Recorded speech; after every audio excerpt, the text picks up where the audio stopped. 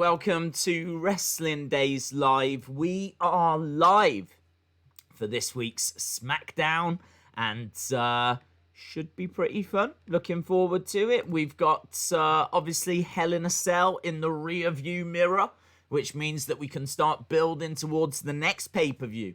And the next pay-per-view is Survivor Series. We already saw on Raw that we got the Survivor Series team together. They've just announced some matches for SmackDown. So there's 2 matches that have been announced for tonight. They look okay. One actually looks quite good. It's going to be Daniel Bryan versus Jey Uso. And then we've got Kevin Owens versus Dolph Ziggler. Literally, those just came through. So, like, a few moments ago. In fact, let me just... They came through so recently, I need to just double-check them. Yes, it is. Daniel Bryan against Jey Uso. In my head for a second, then it just went, no, it's Jimmy. It's Jimmy Uso. So I thought I'd better just check it. But it is Daniel Bryan against Jey Uso and Kevin Owens against Dolph Ziggler. So we've got that on the show. The other things that we've got coming up, of course, we're going to find out about Roman and Jey and the stipulations and what's going to happen now that obviously Jey said that he quit. And then we've also got the fallout from Sasha and Bayley. I wonder if there'll be a little Raw invasion. You'd think there might be an invasion at some point. I don't know if it'll be this week, to be honest. But there's a chance that we will get invasions happening soon. But maybe this week's just a little bit too soon. So, a few things coming through there. A few matches and, as we said, the fallout for Hell in a Cell. Shout out to everyone that's in the chat. KJ Carter, shout out to you, my friend. Shout out to Monica and Hayden and J14. Santiago asks, will you be in the Thunderdome? I can't be in the Thunderdome because when you first sign up for it, you have to not be streaming anything at the same time. And also, you have to give WWE permission to use the footage. Now, they can use the footage of whatever reactions they want. I haven't got a problem with that. But they just might not like me streaming my reactions online at the same time. So, I don't think it would work, to be honest. So, no, I'm just going to be sitting here with you guys, not going into the Thunderdome. Which is a shame. I would like to pop in just once. Because I think I would add to the show. I've got to be honest. Certainly, if they put me in, all they've got to do, just put me in right next to the commentary table when Lana gets put through it. Next week on Raw, Vince, if you're watching, just put me right next to it, the screen that's closest when Lana goes through. That will be money. Let me tell you, because I'll scream that Thunderdome down. You won't even need to pipe in fake sounds. I will be that loud that you will hear me. So, that's the only time that they need to put me in. Rest of the time, they shouldn't have me. I'm a liability. But at that one moment, I would be gold. But, I would like to go in just once, but... it's not going to happen, so let's move on with our lives. Shout out, though, as I said, everyone that's joining us. Daze, I think Raw invades SmackDown tonight, says JS17.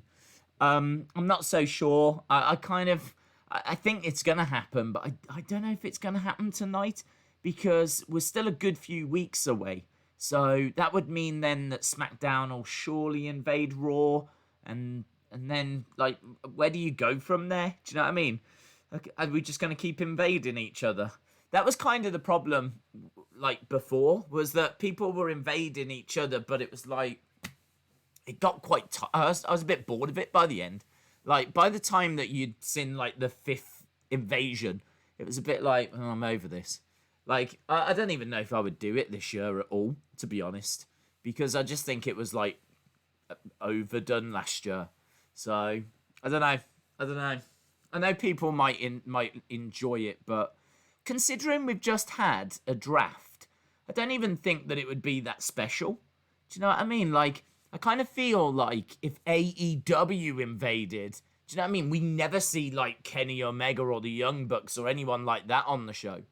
Or if New Japan invaded, that would be huge. But, like, SmackDown invading Raw or Raw invading SmackDown, is it that big of a deal? I don't know. I wouldn't bother. I think it was exciting the first time they did it, but I'm not sure I'd bother now. So I think it'll just be a straightforward night. I think the big thing tonight is the Roman thing. What is Roman going to say to Jey? Because I think he said you've got to fall in line. You got to do as I say. You got to follow me. You got to call me the tribal chief, or you're out the family. So really, I suppose it's not so much what Roman's going to say to Jey. It's what's Jey going to say to Roman. So, yeah, interesting. Mustafa says, AEW and Impact going to form an alliance and invade. Nando, shout out to you. Oh, thank you. Yeah, hey, a big thank you. A big shout out, and I genuinely mean this as well, to anyone and everyone that's given that new series on the channel just a chance. Those videos make no money. They are not monetized. There's no ads running on them. There is no money being made from them. So they are literally DH just is a there. legend. They donated $1.99 via a super chat. Daisy baby. Tested positive today. Feeling good. Shout out to you, DH. Sorry about that, my friend. I saw your message and I thought you said, I'm feeling positive today. So I was like, oh, okay, cool. And then obviously I just reread it. But yeah, shout out to you, DH. I mean, there's obviously a lot of people that have tested positive and have had it quite mild. So fingers crossed for you, buddy, that you don't suffer too much. Like, and it is just mild, and it, you know, you can then move on with your life. But yeah, DH, shout out to you, my friend. Look after yourself, buddy. So yeah, what I was saying was that the that new series that dropped, it's something I've wanted to do for a long time. And in order to create it, I had to learn a whole new video. I had to, first of all, buy a whole new video editing software. Then I had to learn it. Then I had to make all the graphics for it. Then I had to figure out how it was going to look and all this kind of stuff. And when I say that's been months of work, I'm not exaggerating. Like, that has been, from start to finish, months of work. So, yeah, there's been little to no fanfare on it. I've literally just chucked up 4 episodes. There's another 6 that are ready to go. I'm probably about 24 hours away from having a longer one finished. And then, yeah, I'd like to keep them going, but they don't make any money. And they take a lot of time. So really, they're just there to be enjoyed. So I suppose it's important that people enjoy them, because if people don't enjoy them, then there's really no point in doing them. So yeah, I'm keeping an eye on how they're doing and if people are enjoying them. So yeah, your likes, your comments, all of that kind of stuff, it's massively appreciated. So yeah, really cool, and the feedback has been brilliant. So thank you again so much. Daze, did you check off the Dragunov match? I haven't. I almost did. I actually, about an hour and 15 minutes ago, for the first time today, because I've been editing this longer episode. Again, I've been working all day. Because those episodes that have gone up, they're all 6 minutes long. There's one on the way that's 15 minutes long. And it's really, really good. I can't wait for people to see it. I really like it. So, yeah, that'll be up in the next few weeks. But anyway, cut a long story short, I, about an hour and 15 minutes ago, had a chance to watch it. And when I clicked on, I had no idea. It's half an hour long. That match is half an hour long. Like, NXT UK this week goes for like an hour and 7 minutes. And that match starts at the 37-minute mark, and it's the main event. So I was like, I haven't got half an hour. I haven't got half an hour to sit and watch this, so I need to find a half an hour window. That is going to be very, very difficult for me to do. potentially on Sunday. But, like, after this, as soon as we're finished with this, I've got to start doing research for UFC. Because I'm really late with doing that this week. And then I've got to finish off that longer episode. Then I need to get some sleep.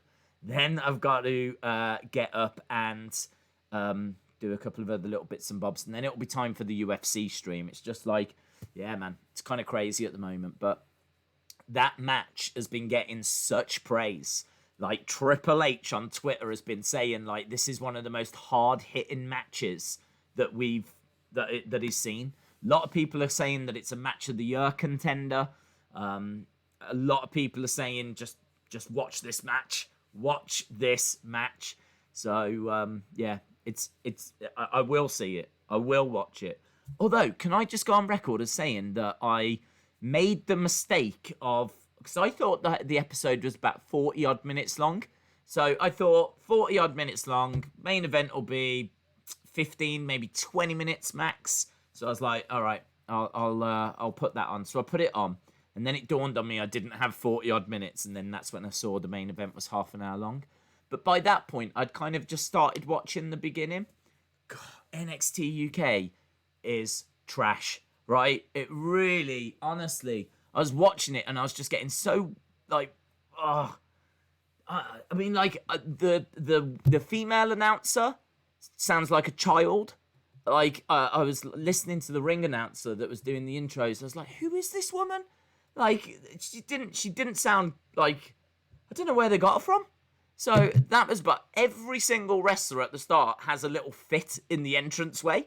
Like, whenever they come out, they're all, like, doing some kind of something in the entranceway. Like, Dragunov really goes OTT with his, but I was watching the two women that came out at first, and they were, like, doing all this kind of stuff in the entranceway. I was like, I don't know what this is. What is this? I mean, I'm all right with, like, say, you know, Pete Dunne or someone who just does a little something, but, like, all these people, like, the one girl, like, emerged up from the ground and was doing all this, and I was like... I mean, I understand that there's a performance side to it, but I was like, what is this? What? I don't understand. I could maybe even understand if there was, like, fans there, but this is in, like, a studio with no audience. And, I don't know, it wasn't working for me. Maybe if you know the characters, maybe if you know, like, who these people are, because I didn't know who either of those women were. I'm only judging it on that first match. The commentator as well. I don't know who the commentator was. Nigel McGuinness was one, but I didn't know who the other one was. And I was listening to him, and I was like, I'm really not sure about this guy. This guy, it's, again, like, not a very strong voice. Nigel McGuinness, as soon as he speaks, you go, yeah, brilliant. Bang. Oh, boom. Great voice. Really commanding. Knows what he's on about. But then the other voice next to him was kind of a little bit soft, a little bit... Don't know. I don't know if it's a new guy that they're trying out or whatever, but yeah, I was like, man, I'm not feeling this. Studio looked all right. I mean, there's not much you can do with that. I didn't really get a chance to watch much of the wrestling, but I saw the start of the women's match, and I was like, man, I'm just not feeling this at all. So, yeah, not a big fan of NXT UK. It kind of really started to lose its way the last time I watched it, so it's kind of interesting to go back with, like, fresh eyes. Entrance theme I thought was pretty poor. Like, the entrance music that they have at the start of the show, the intro theme. So I wasn't feeling that either. But I've heard so much good stuff about this match. I've no doubt that Volta against Dragunov is going to be amazing.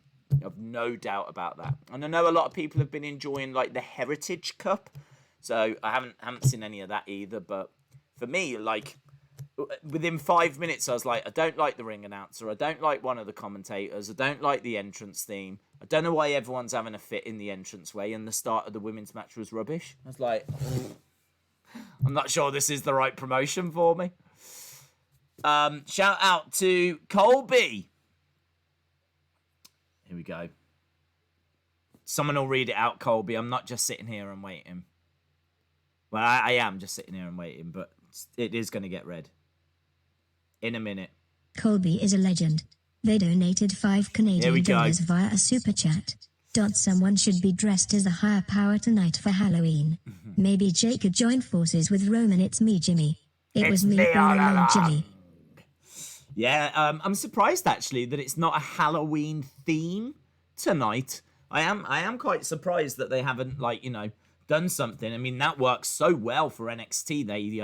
They destroyed the ratings, but people have got a lot of love when it comes to Halloween Havoc.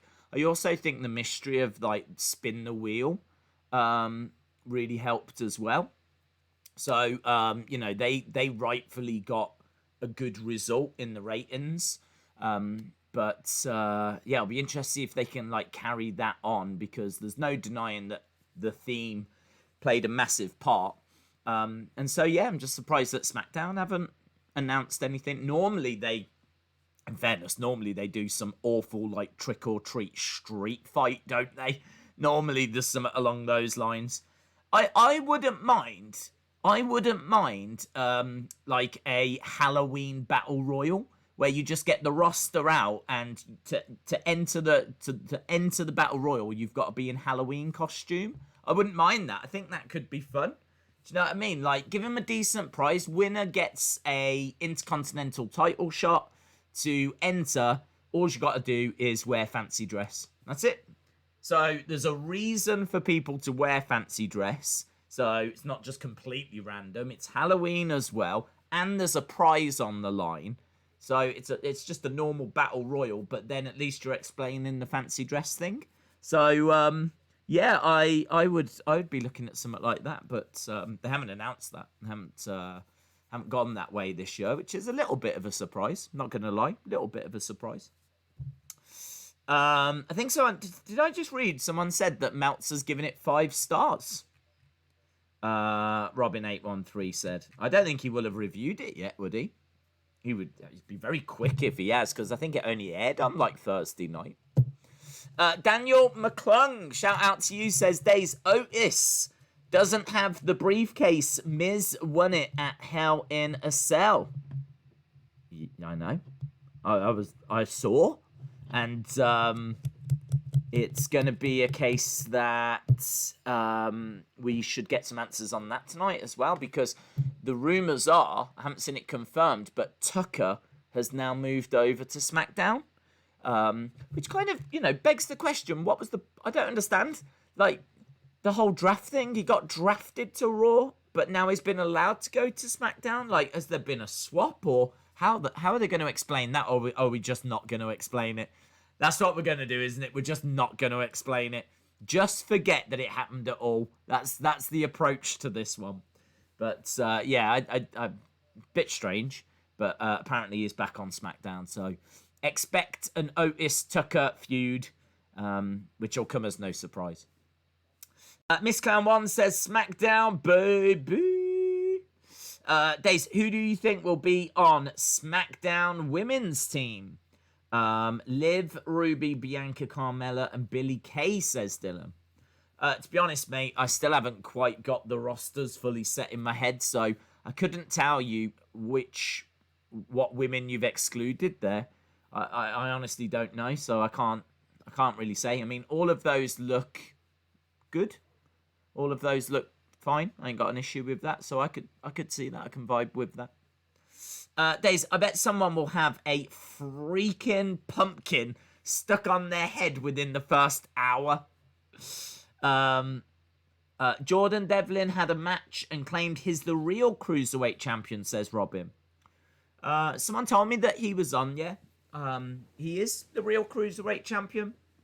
I mean, that is true. He is. When they did that tournament, that was to find the interim champion, and then for some reason they stopped calling Santos Escobar the interim champion. So, Jordan Devlin is the real Cruiserweight champion, so no issues there. Daze, I'm bored. If there was a certain wrestling podcast I could listen to, my favourite wrestling, maybe you to smile. Shout out to you, Carmel. Hope you are well, my friend. I'm ready for Bianca, says Too Risky. Yeah, Bianca tonight should be in action. There's actually not been any women's matches announced tonight, which is a little bit strange. But, I mean, obviously we'll hear from Sasha. So she'll have a big segment tonight. And obviously she's in that Mandalorian season 2. So I think that's out now. Is it on Disney Plus? So yeah, that's available. There's a little bit of news as well to go through. So obviously Paige getting upset and crying on her Twitch channel. Because they're starting to shut their Twitch channels down. Now, I'm a little bit confused about this, so help me out if you can. Why are they shutting their channels down? That's what I don't understand, right? Paige said that this was a community for her. This was a release for her. This was something to take her mind off what was going on. So why is she shutting it down? Anonymous is a legend. They donated $5 via a super chat. Police light, police light, police light. Days listening to you whilst fixing the loo. As you know of Terry's no working loo, no number 2 for you. Smiley face, smiley face. Shout out to you, Moda. It's always interesting to know where people are joining us, and I'd say you've probably won the prize for most unusual. Listening whilst fixing the loo. Yeah, shout out to you. Yeah, I don't know why they're shutting their Twitch channels down. I was under the impression that they could still carry on and they would still get a percentage of the revenue. So unless they just don't want WWE to have any of the revenue and as a result they're just shutting it down, I thought they could continue. So yeah, I don't know. Maybe I'm missing something with that. But I saw that AJ was shutting his down. Paige, I think, was shutting hers down. Certainly was getting upset, saying that she's had enough of this company and stuff like that. So yeah, plenty of drama going on when it comes to the Twitch stuff. There was the conference call as well about the business side of WWE, and they announced that they've got 1.549 million subscribers, so 1.5 million network subscribers, which I think is quite low. I'm sure the last time I heard it was around 1.8, 1.7, 1.8. Well, right now it's 1.5. 49. And also, if you think of all the people that have been stuck at home, you would think that if anything, like now would be like a great time to sign up. Like people that have been stuck at home in lockdown and everything, you know, you'd want to watch something. People have been watching loads of Netflix. Well, there's got to be people that loved wrestling and would want to relive wrestling, but apparently not. So, yeah, it doesn't seem like 2020 has been brilliant for the network either. So I was quite surprised at those numbers. And then Volta and Dragunov, which we have touched on. So, yeah, I definitely do want to give that a watch. And as I said, reports are match of the year contender. 1.5 is low, says Wrestling Days fan. William Hensey says, hello, Days. I'm excited to see who gets squashed by Lars. Other than that, I'm sure SmackDown will be lame. Jim Gore, shout out to you, says, okay, here we go. If they don't shut down their Twitch channels, WWE will take a percentage, which is ridiculous. WWE apparently does not know what independent contractor means. Yeah, I mean, I agree there. I mean, but I don't understand why they're shutting it down, because, I mean, you're absolutely right. Independent contractor, they should be allowed to have Twitch and keep their revenue, right? Because their contracts are independent contractors. So there's no argument. Like, you're absolutely right. The only thing I would say is that they are being paid by WWE.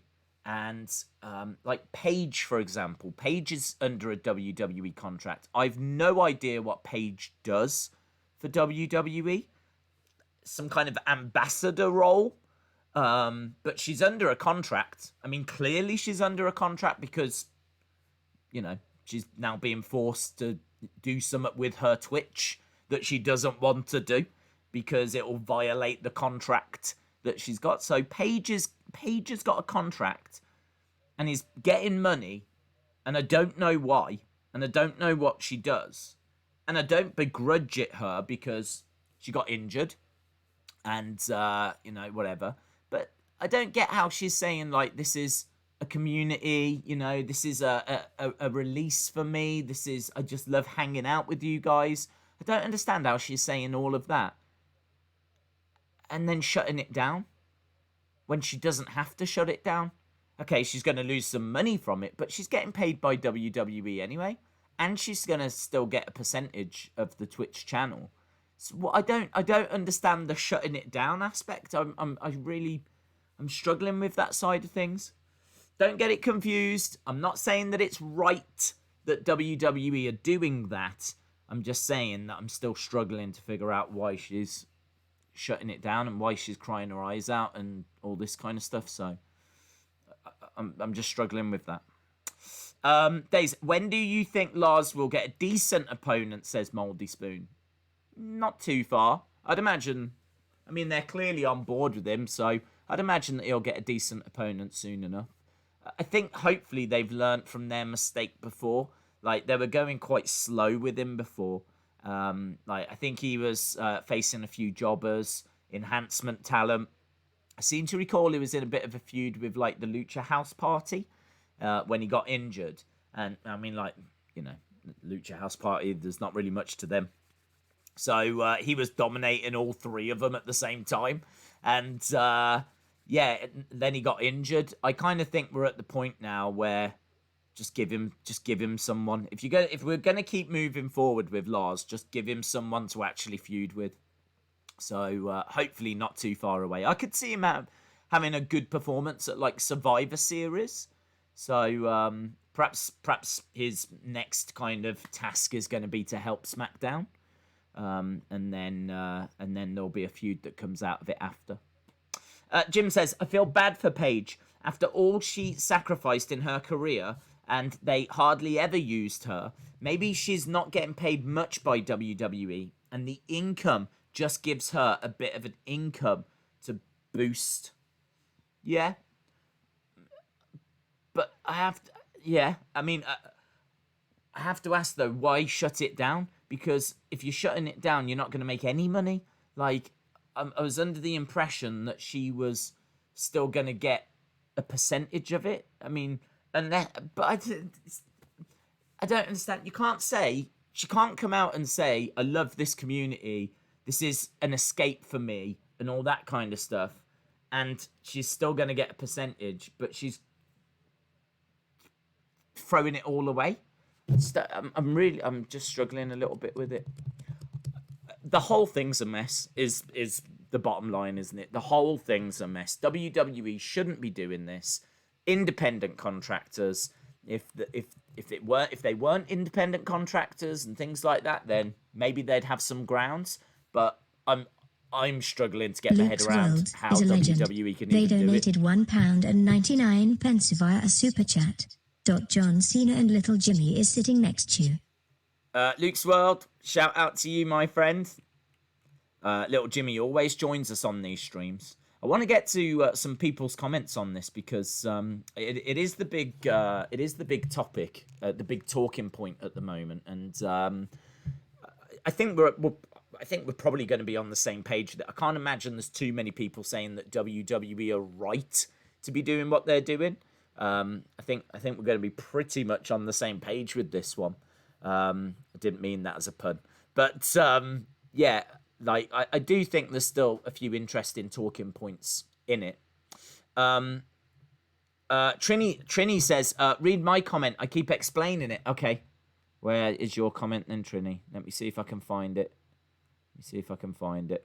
Here we go. She has to shut it down. No choice.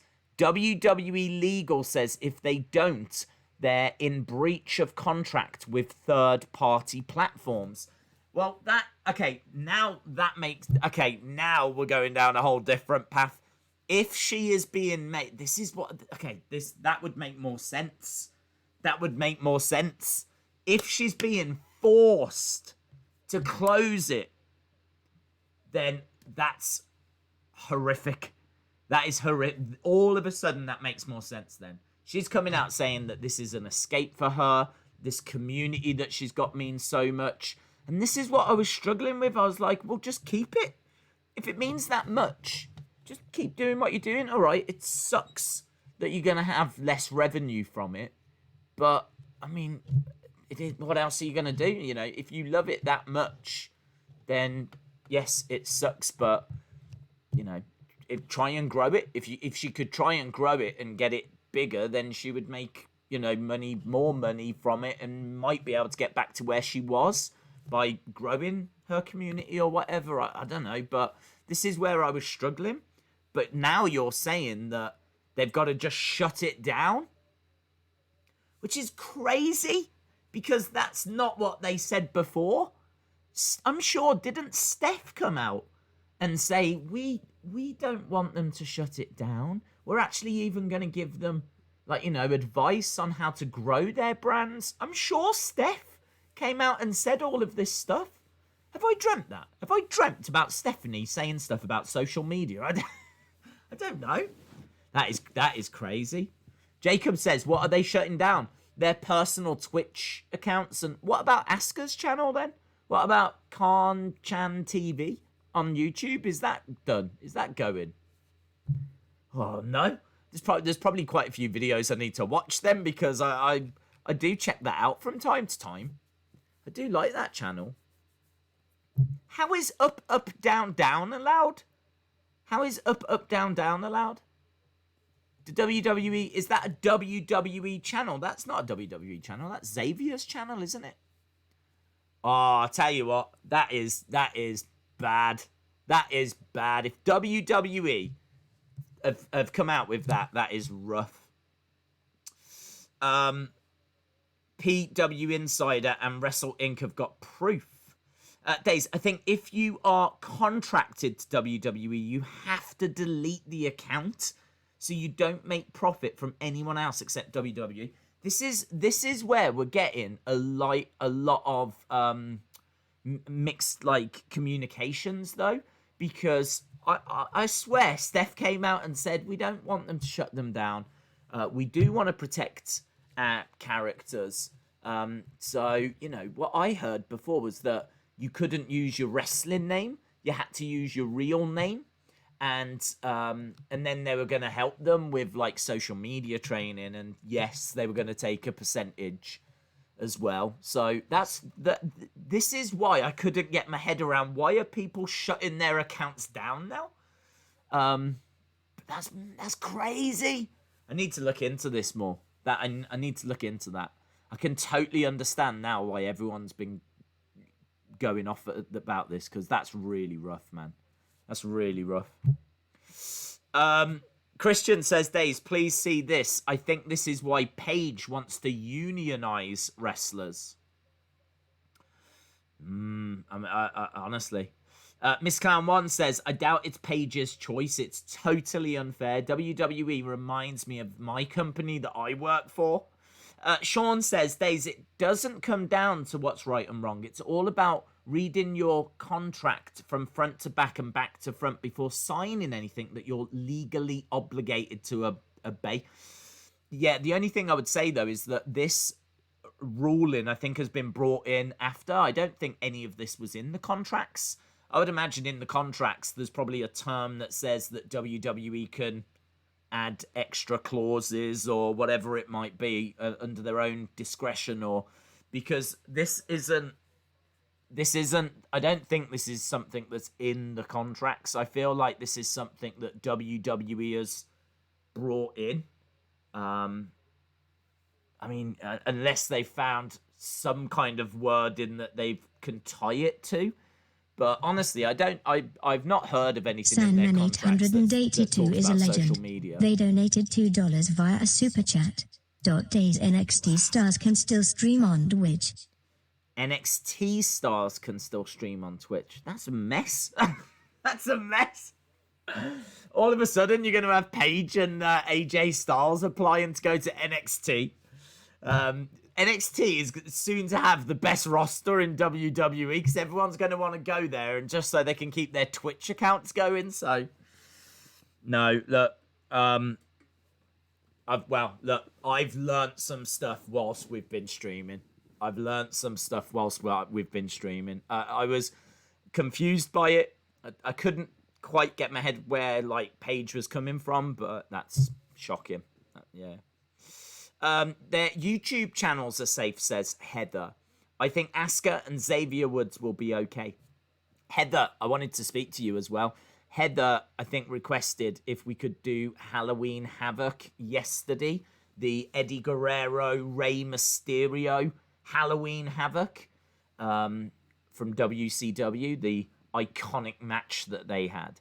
And because I've been doing all this editing, I just didn't get a chance to do a stream, like a public stream yesterday. So what we'll do is we will watch that on Sunday.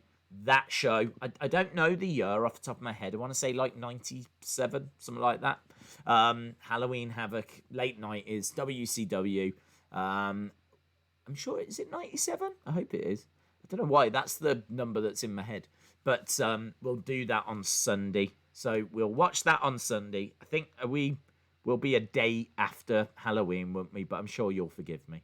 So, yeah, we'll do that on Sunday. So, it'll be good, actually. That's another match that I have, of course, seen. I mean, I should imagine most people have seen that match.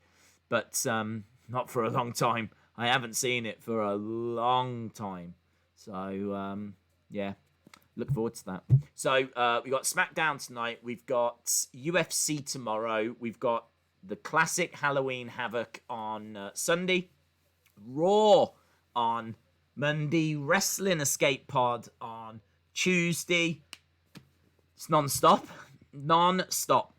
JS17 says, Daze, but Steph isn't the woman behind it all. Apparently Vince changes his mind often, so I can see him doing this. He's a greedy businessman.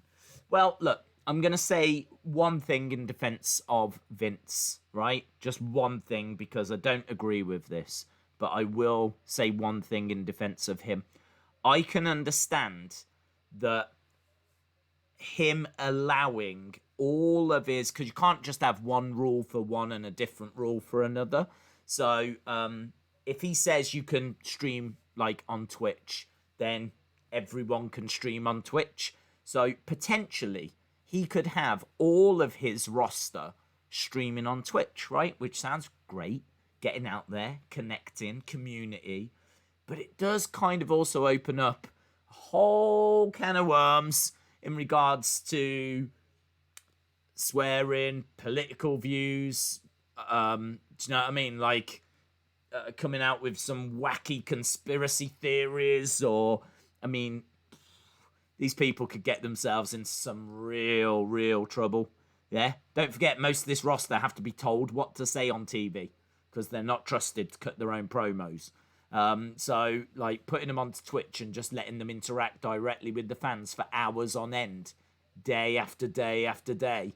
I could understand Vince being a bit nervous because he's investing TV time, he's investing a lot of money into these people. He's promoting them, they've got action figures, they've got all this kind of stuff. And it's only going to take, you know, a moment of madness. It's only going to take them to, you know, not think and say something stupid, or something they say get twisted, and then all of a sudden, then they've just got all this drama on their hands. And you've got to say that it's probably likely that that would happen quite a few times a year if the majority of the roster was out there doing that kind of social media stuff. I could understand him wanting to rein that in. I could understand him being nervous about that. But I can't say, I still can't defend this. I still can't say that this is the right way forward, because this doesn't, I'm not sure that this feels like that. This feels like a money thing. This feels more like him being upset they're out there making money and he's not a part of it. That's what it feels like. But I can see that other argument, so I'll give him that, but I'm giving it him quietly. Daze, that's what happened because AJ revealed that he had COVID-19, says Ellie. That's a good point, yes. That's a good point. Shay says, Xavier can keep it because he isn't using his ring name in it. He's called himself Austin Creed on his channel, and it's the same thing with Natalya and Asuka. I don't know, to be honest. I don't know, because I kind of feel like, I mean, the way Paige was talking, I think that if she was to just change it to her real name, I think she would. And someone said earlier that apparently the Twitch accounts have got to go, but the YouTube ones can stay. And I wonder if the Twitch ones have got to go because you do that live. YouTube, it's a video. So I wonder if the rule is the videos have to now be approved. Would make sense, wouldn't it? Before the video goes onto YouTube, you send it to WWE, they watch it, check that there's nothing that's going to come back to haunt the company, and as a result, yes, you can put it up. That would make sense. That would actually make sense. Some WWE superstars do charity streams on Twitch, so WWE is stopping superstars from donating to charity. James Chadwick says UFC Fight Night is on early again tomorrow. Oh no, is it? Oh, that's not good news, is it? 'Cause I still haven't done any research, so I definitely didn't need it to be early this week. But okay. Up Up Down Down is owned by WWE because the Up Up Down Down title is on WWE Shop. I'm not sure if that's true, to be honest. I think that there's some kind of a working relationship. I think that WWE potentially get money from Xavier, but I don't know, like, revenue from it. But I don't know if they own it. I would think that it was Xavier Woods' channel, but WWE get a percentage of it, would be my guess. And the deal is that he can use the superstars in the videos. They'll help promote the channel, and you know, they've got the Up Up Down Down title on the shop and things like that. I'd be very surprised if they owned it. I'd be very surprised if they owned it. I don't think they do. I mean, I never watch it, so he may have said. Daze, that's why I'm calling Big Vinny a greedy businessman. Glasgow Geek 1985 is a legend. They donated £5 via a super chat. Isn't it one of the reasons they scrapped Liv Morgan joining the Fiend? She gave away too much on social media. I haven't heard that, to be honest. I don't know that she did give a lot away, did she? More than... what? Did she? I mean, like, the stuff that she was putting out there was just cryptic. I mean, she wasn't really saying anything. So, I don't know. I mean, in all fairness, I'm never on Instagram, so she could have been doing anything on Instagram or Facebook or whatever, but I can't say I've seen her overstep the mark, but don't know. I haven't heard that, to be honest. I haven't heard that she was even in line for it. I'm pretty sure that she came out and said when she was sending all that cryptic tweet stuff, there was no plans for her to be Sister Abigail. It's not as if, like, she was on the verge of doing that and it fell through. So I would lean towards no, unless you've read a report or something somewhere. But I haven't heard that. I've heard her saying that she wasn't planned to do Sister Abigail or anything when she was sending that cryptic stuff out. She was just trying to express herself, I think, is what she said. Who knows? Who knows what the truth is? Daze, that's why I'm calling Vince greedy businessman. Yes. Good evening, BBYPSI. I got some bad news. I need a total hip and wrist replacement. Right now, I have no cartilage. It's just bone on bone. Dude, what have you been doing? What have you been doing, my friend? Shout out to you. 7 Star says Liver's got a YouTube. Oh, well, okay. Well, maybe she was giving out some stuff on there. Chris said, Paige said it's not about subscriptions, but her whole stream is about pushing for subs hard. When she first started, it was hanging out. Now she is only pushing subs. I have seen it's dollars to her. Okay. Darshan says Dragunov versus Walter. Any comments? I've not seen it. That's my comment. I wanted to watch it before. I tried to watch it before, but it was half an hour long, and I was like, I haven't got half an hour. So I will try and watch it. I mean, my comments are people are buzzing about it. Triple H has said to people, watch it. Like, go and watch it. If you haven't tuned into NXT UK, watch this match. So I will watch it. I will give it a watch. But yeah, sadly, I haven't seen it yet. Do you play golf? No. Do you have any thoughts on the WWE third part situation like Twitch Cameo? I think it works. I don't know what you mean, my friend. On WWE third party situation, I think it works. What do you mean? I mean, we've literally just been talking about it for about 10 minutes. Well, maybe even longer than that, actually. Maybe about 20 odd minutes. It is the big talking point today, so it might not be the most fun subject, but it's the right subject for us to be discussing. But yeah, I mean, I think what Jim said earlier is he banged the nail on the head. Those contracts are independent contracts. Like, they should be free to go and, pursue other ventures.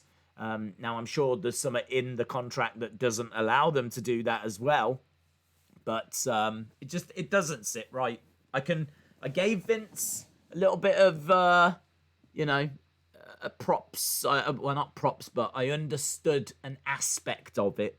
I understand that, you can't have the whole roster out there just streaming hours on end, potentially dropping themselves in it. So I do understand that part of it.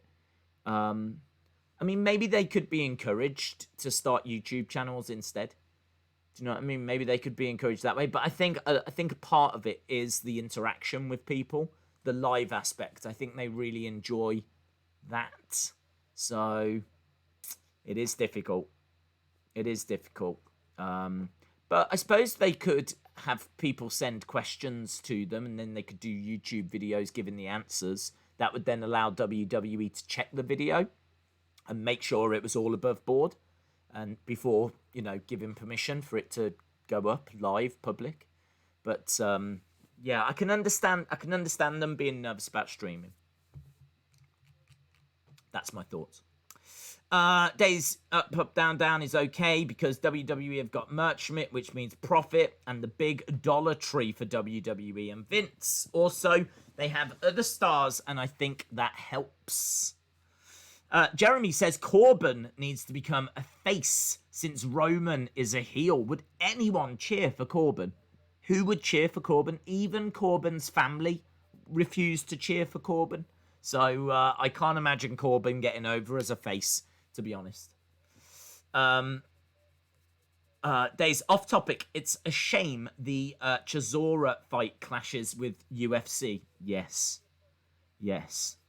I did see that there was a crossover. I didn't see that the UFC started as early though as what I've just been told, but I did see that it did clash. What are you most looking forward to on SmackDown? The Roman segment. I'm looking forward to the Roman segment. Someone said earlier about Meltzer has given his scores, apparently. Now, I've not seen this.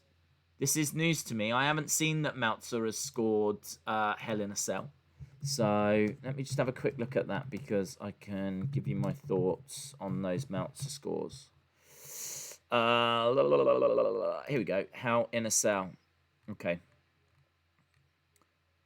I tell you what, right? Honestly, my heart just absolutely sank because I know the first match on that show was Roman Reigns versus Jey Uso. Like, it opened the show. And the first thing I've just seen is 1.75. And honestly, I was like, there was a moment where I was like, I couldn't quite catch my breath for a second. I was like, he's given Roman Jey Uso 1.75. But it wasn't. It was the kickoff show. It was Drew Gulak R-Truth which I didn't think he reviewed, but whatever.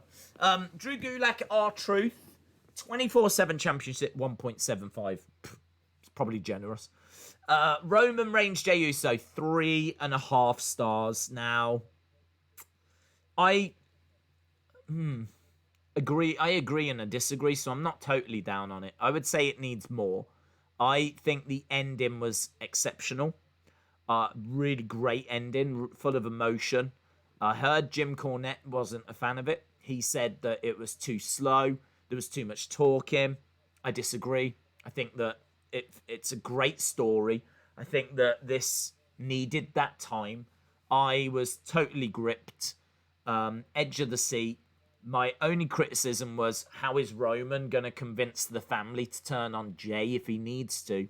And then they end it by bringing out the Wild Samoans, who, put that, thing around him and clearly showed their support for Roman. And so they answered that as well. So, just absolutely brilliant. So, for me, the match with the ending, it's hard to score, but I'd probably be around a 4, actually. I don't think the match before was a 5-star match, and we said that at the time. I think the better match was Sasha Banks and Bayley. I think they had the better match, but nothing on that show beats the ending of Roman and Jey Uso. So Meltzer's gone 3.5. I'd probably go 4 because of the ending. So I'm not too down on that score. Elias, Jeff Hardy, 1 star. Yeah, I mean, it was what it was. Miz versus Otis, 2 stars. Yeah, probably about that. Maybe a touch higher because of the shock of the Miz taking the Money in the Bank briefcase.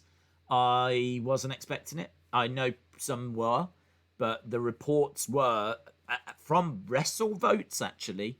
WrestleVotes, who have been bang on the money this year, said don't expect Otis to lose the briefcase soon because the guy at the very top, Vince, is a big fan. And then he lost the briefcase. So, yeah, I was surprised. So, 2. I may go 2.5, so no issue there. Sasha Banks Bayley, he's given it 4.25. Ooh, that's high. I don't think it's too high. I think that's around... It's around where I'd be, actually.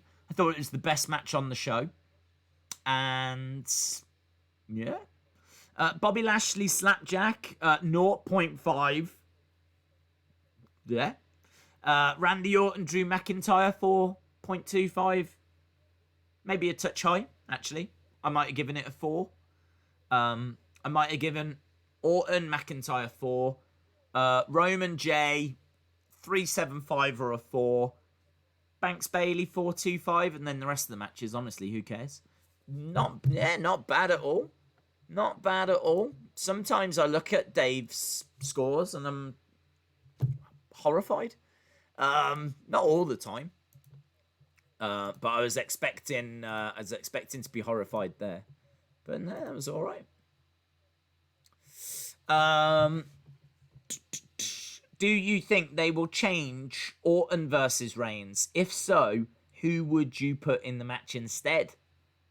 Well, I don't think you can take the title off of Randy yet because he's only just had it. So I don't think you can do that. And I don't think you can take the title off Roman, to be honest. So I wonder if there's a way of getting Balor into the match. I wonder if there's a way of making it a triple threat to at least get a face in there. So you've got Balor versus Roman versus Orton. I mean, he's kind of a face, isn't he? He's not really a heel. Balor's not really a heel. He's just kind of out for himself. He's kind of cool, really. So I don't know. It's difficult because you can't take the titles off either of those guys. So really, champion versus champion isn't going to work this year when it comes to those matches. They should have just done what they did before, and that's just give them their own individual title matches, which is what they did last year. Just give Roman his title match against whoever. Give Orton a title match against whoever, and that would have worked better. So difficult. I can't see it changing, to be honest. The only thing I could see is someone being added, but there's every chance we do just end up with that match. Kevin says, how did Dave Meltzer become such a big name in ratings?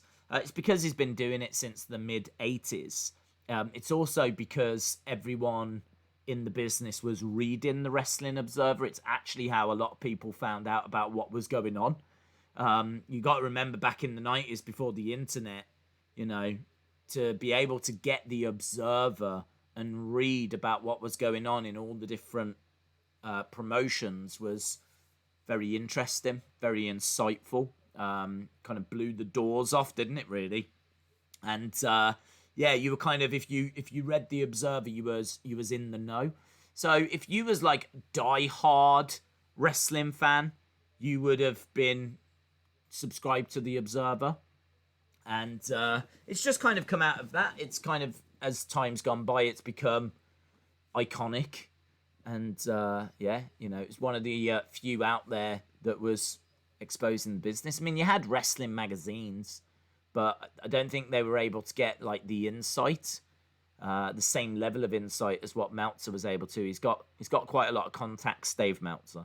So yeah, I think it's because of that. And then as a result, his scores, it just wasn't able. You weren't able to watch all the different shows because back in those days, there was no internet. You weren't going to be able to see them, so you couldn't make your own mind up. So people kind of relied on what Meltzer was saying, and it's just kind of stuck. And then like the generation that have come up, they want to try and get good scores now, don't they? Like they want 5-star matches and everything, and the books and Kenny and all of that has really helped Meltzer, because Meltzer showered them in praise and they've loved it.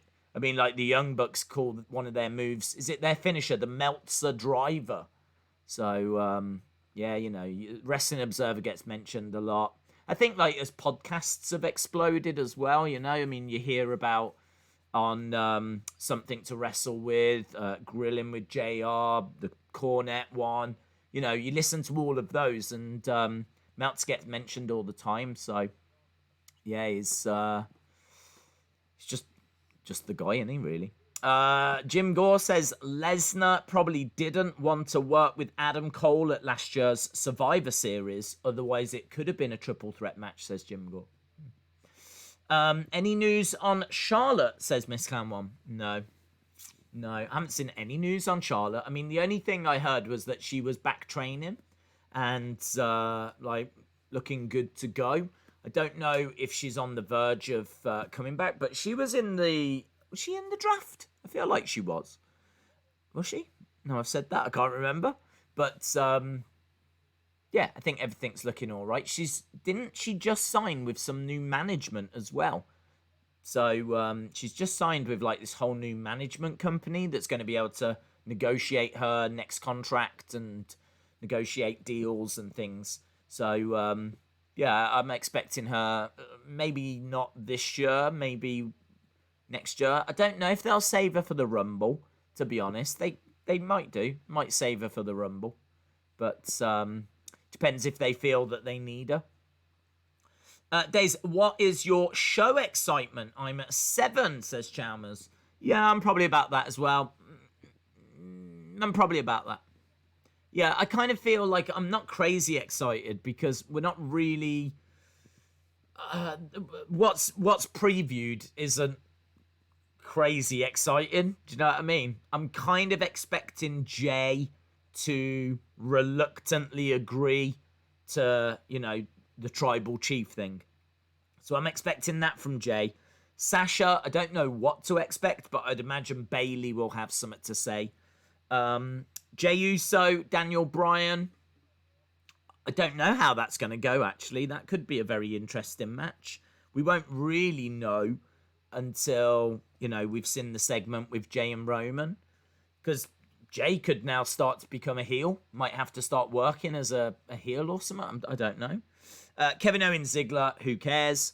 And I think that's about it. That's all that's really previewed for tonight. So, yeah, there's some stuff there. Daniel Bryan, Jey Uso could be interesting. The Jey Uso Roman's going to be interesting. What's next for Sasha? I'm expecting Bailey, but that'll be interesting. So, yeah, well, about 7, I'd agree.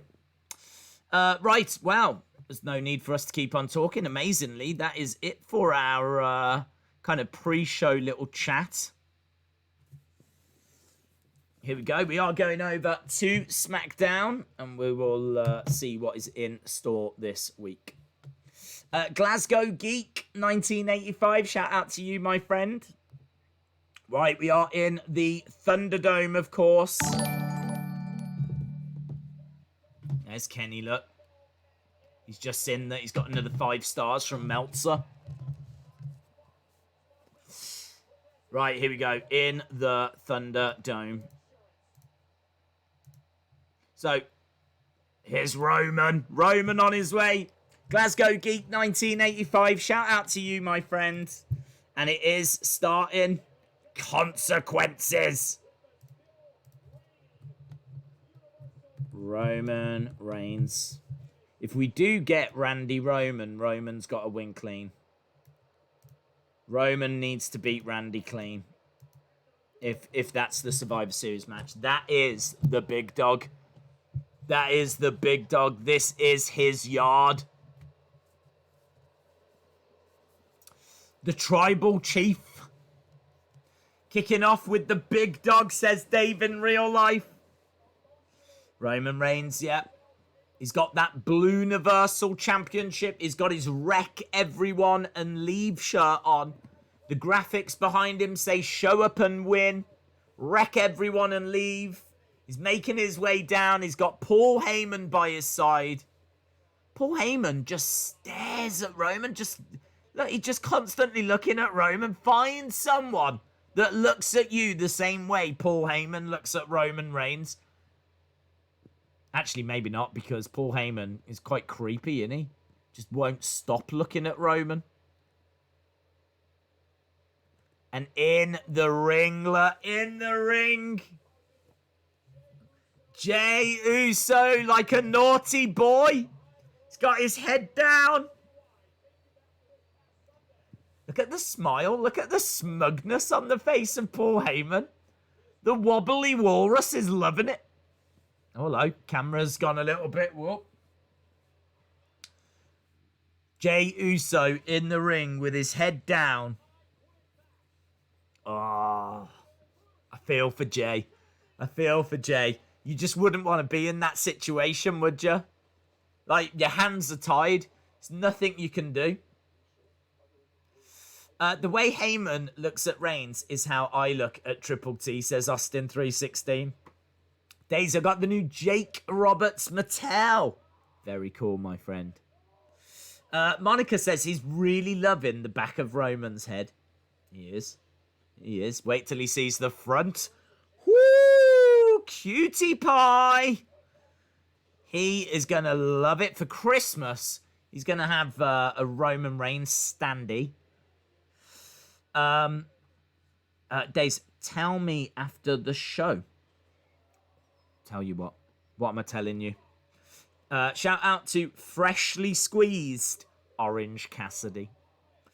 Daze, I'm watching your stream instead of the actual show because my house is damaged by a UK storm. Let's hope it's a good show to lift spirits. Sharon Webster, I'm sorry to hear that, my friend. I didn't even know there was bad storms here in the UK. To be honest, I haven't had anything round by me, but shout out to you. I hope that everything works out okay. So yes, fingers crossed. This is a good show. But at the moment, we're just looking at a replay of Hell in a Cell, the dramatic ending of that Roman Jey match when Jimmy came down.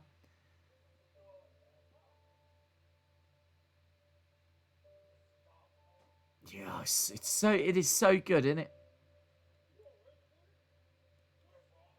What's wrong with you? Look, and Roman getting upset. That was so good. That was so good. I don't know who I am anymore. And that bottomed. I love you, Oos. No! No! Oh, Oos! How could you do it, Oos? Unbelievable. It's good, man. It's so good. I just don't get it. Don't get how people can, like, not love that. Look at him. Cold-hearted, man. Cold-hearted. There's the Wild Samoans. The Wild Samoans. Look at them. Badass. Amazing. Right. Jey, Paul Heyman, Roman Reigns, all in a ring. Should have known, Oos. You should have known. Played you like a cheap banjo. Oh, Jey snatches the mic from Paul Heyman. You did not beat me. Oh, Shaggy. He went full on Scooby-Doo. You did not beat me.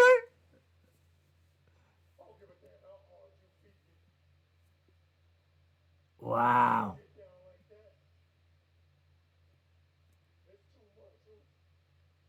God, he is like a little girl, isn't he? He is like a little girl. You ain't beat me? What?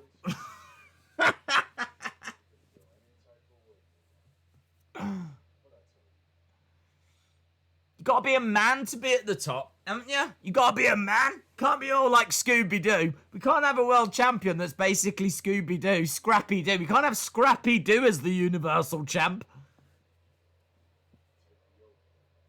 Take the oath. Take the oath. In a minute, Paul Heyman's going to reveal that he's just been wearing a mask.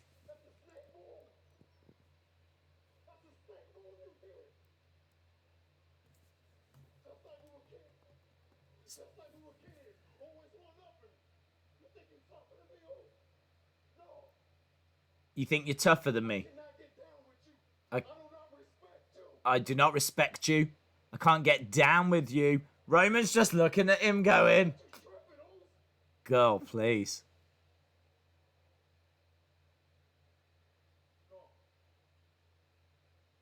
It's good. It's still a good segment. Even if he does sound like Scooby.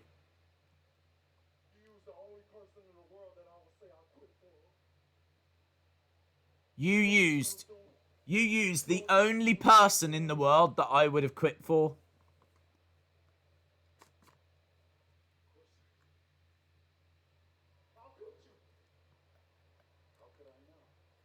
How could I not? You still don't understand?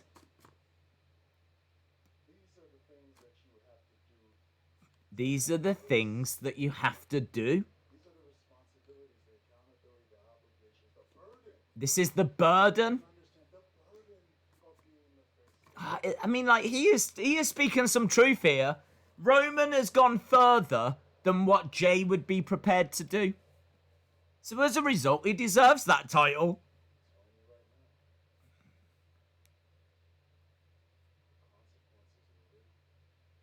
I tell you what, not only would I call him Tribal Chief, I'd have a full song. I'd have a song and dance prepared for him as well.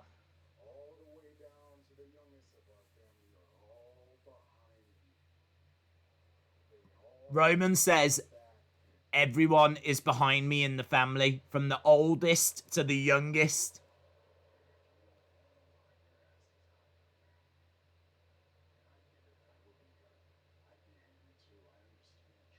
Roman says, I understand. I would be livid.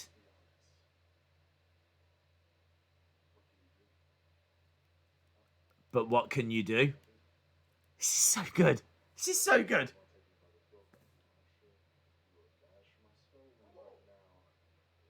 This is so good, honestly. This is like Scooby snacks for me. I hate you. It needed a noose. It needed a noose at the end. I hate you, Oos! What else can you do, eh?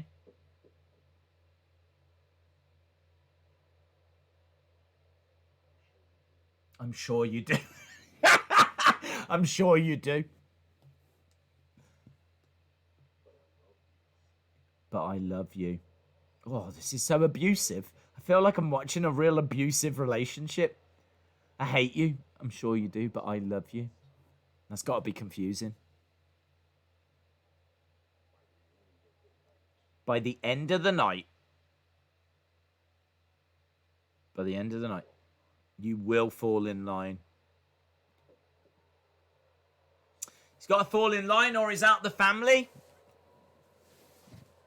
Oh, and he breaks down into tears. Look at him. Doesn't know what to do. The family being torn apart by Roman. And again, it's so important. It's so important because if he'll do this to his own family, what is he going to do to the rest of the locker room? What will Roman do to everyone else if he's doing this to his own family? Amazing. Amazing. Great story. Well told. Sets up the future. Real dilemma. You really feel for Jey Uso.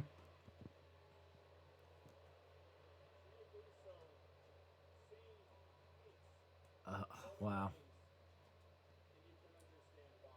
Roman shakes his head. He likes what he's done. This is a level of storytelling I didn't think WWE were capable of. It's so good. I think Vince is trying to make a message that people of colour are evil. I'm not getting that vibe. Totally setting up The Rock, says Jeremy. Yep. Hopefully. How big would that be? How big would that be? WrestleMania, The Rock. Can you imagine? Just imagine. You can tell that the Usos are struggling. And The Rock comes back face to face with Roman. Imagine Roman and The Rock face to face. It'll be one of the biggest matches. I can't remember since when. I can't think of a match that would be... What would be the match that you could compare it to? Rock Cena? 29? In fact, you'd have to go 28 because I don't think 29 was as big. Like, it was meant to be once in a lifetime, wasn't it? And then they tried to do it twice in a lifetime. You see, Daniel Bryan, I think, was for wrestling fans. I don't know that Daniel Bryan has got the same wide appeal. Do you know what I mean? Like, wrestling fans wanted Daniel to go onto the title, but The Rock, the highest paid actor in Hollywood, has got wide appeal, mainstream appeal that I don't think Daniel Bryan had. Plus also, he had to beat Triple H to get into that final, so... I don't know, man. Rock Cena, 28. Yeah, I think you're right. Undertaker Michaels, 24. I don't know. I'd say 28. I'd be prepared to say Rock Cena 28 was the... But I can't think of a match after that that would be as big as Roman versus The Rock. I mean, even Brock versus Roman, WrestleMania 31, it felt too soon for... Well, I don't know if it was too soon for Roman, but that's not as big as what this would be. This is just... It's one of them Andre Hogan matches. It's, you know what I mean? It's one of them mega era defining matches. It's one of those matches that you just, when you look back on WrestleMania, it's one of the big talking points. Rock versus Roman Reigns. I hope it happens. I really hope it happens. Roman was bullying Jey like a schoolboy. Give me more. What, give you more schoolboys, Chalmers? Is that what you want more bullied schoolboys? Is that what you're asking for? It's a bit strange. I'll send some round. Rock versus Stone Cold, says 1987, big fan. Cena versus Punk. Money in the Bank, says Martin. It's a good shout. It could be like Rock Hogan, says Andres. Daze, how would you introduce The Rock into the storyline? It's a good question, Hunter. It's got to be done very, very well. It's got to be done very well. And I would look to do it. I think you would probably have I think that the Usos are going to have to join with Roman. But I think it's got to show. I don't think it can ever really work. Like, it's got to show that it's taken its toll on them. Like, they can't join and be this amazing faction because Jey, I think, has got to show how much he's struggling. And then, honestly, I think you're going to need the likes of Naomi, like, saying that she's really worried about, Jimmy and Jey. And, you've really got to show what it's doing to the family. And, you probably want to get Rikishi involved. You want to have some promos. I mean, you might even want Roman destroying Rikishi. And, this has got to be told over quite a long time. And I think it's got to get to the point where the family is shattered. I think it's got to get to the point where the family is broken, shattered, split, fractured, hurting. Usos are just completely at their wits' end. They've explored lots of different things. And they just don't know what to do. If you smell... out of nowhere. What The Rock is cooking. Bring him back, man. Bring him back. I don't know at what point. But I feel it would be like 2021. I think you still need time. This story's still got quite a way to go, I think. Right, we've got Kevin Owens. Kevin Owens against Ziggler. Really good. I mean, I've got to be honest. That opening promo just absolutely flew. It just absolutely flew by. It's so good. Right, Owens, Ziggler. Barry Horowitz versus the Brooklyn Brawler versus Iron Mike Sharp. That would be a dream triple threat. Right, let's go back into this. Shut that down. Okay, Ziggler making his down. Here we go. Daze, I truly believe that we end up getting Roman Goldberg at Mania. We were supposed to get it at this year's Mania, and then WWE build to The Rock at Mania 2022. I would pick as a team would be Seth Rollins, Daniel Bryan, Kevin Owens, Ziggler, and Rude, says Nov Freeze.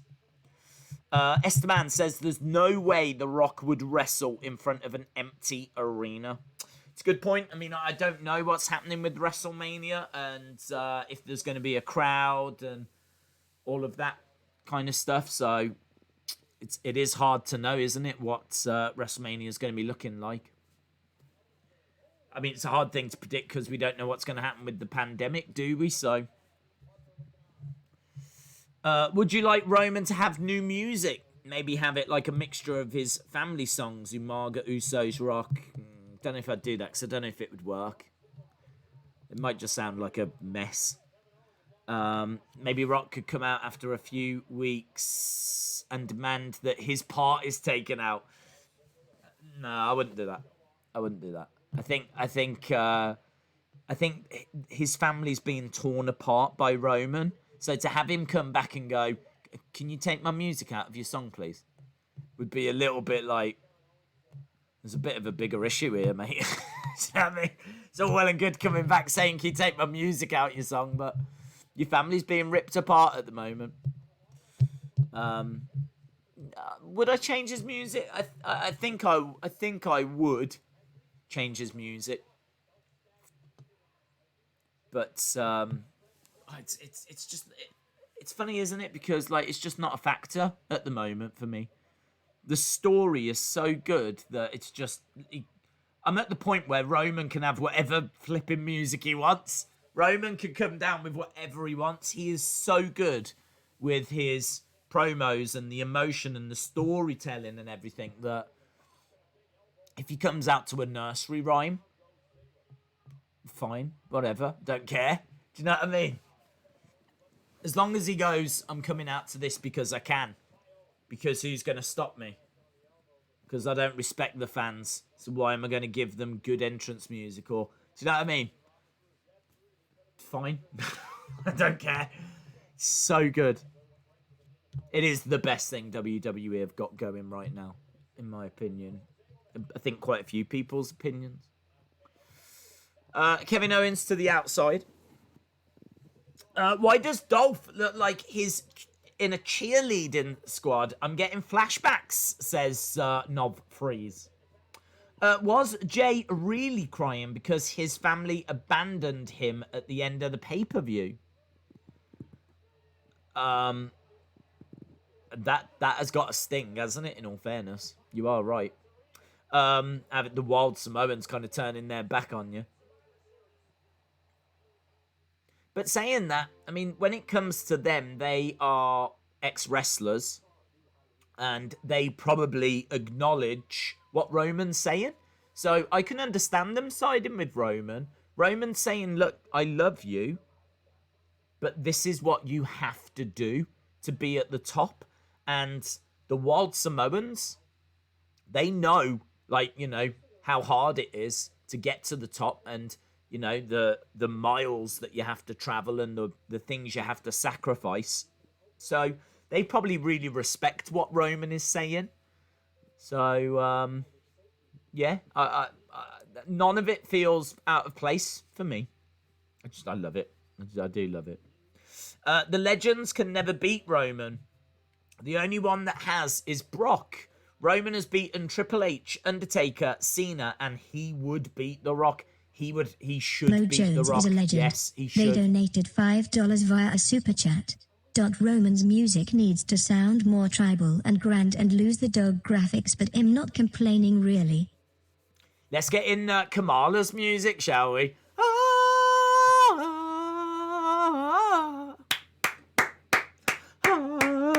Any way that we can bring that back, let's bring it back. I love that music.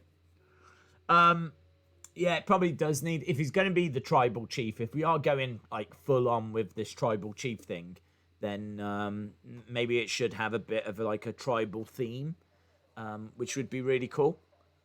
I love tribal music. I think it just sounds so impressive, so cool, so rhythmic, and yeah, really good. His would have to have like quite a dark side to it. So it'd have to be like a dark kind of a tribal chant kind of a, I don't know, it could be really interesting to explore. So yeah, I'd definitely do that. I'd rather that than Dana, Dana, Dana, da, da, Dana. Yeah, I'd much rather we mix it up. I genuinely have, I believe you.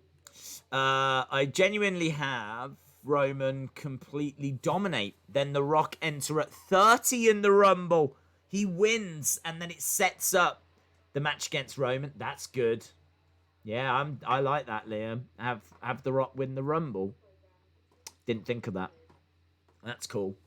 You could have, like, yeah, you could have it where he's just, there's a few, oh man, that'd be really good. You could have, like, the Usos in, and the Usos have had enough. So you could actually have it so that the Usos fall in line for a couple of months, doing what he wants. So November, December, January, they do what he says. And by the time we get to the Rumble, they're in the Rumble. Both of them, Jimmy and Jey, in the Rumble. Roman thinks they're going to help him. They turn on him during the Rumble match. He then starts beating up on them and, of course, dominates. Starts beating up on Jimmy and Jey. Start going, after everything I've done, you're out the family. That's it, you're done. You're out, your wives are out, all this kind of stuff. And starts beating him up. Like, maybe even not even just throwing him out, not even interested, just constantly pounding and beating him up. 29 comes down, Roman just grabs, dispatches him by Tucky, whoever it is. Boom, boom. I told you. You just had to stay in line. Number 30. If you smell! Yeah. Yeah, Liam. Yes. Liam, get on that creative team. That would be good.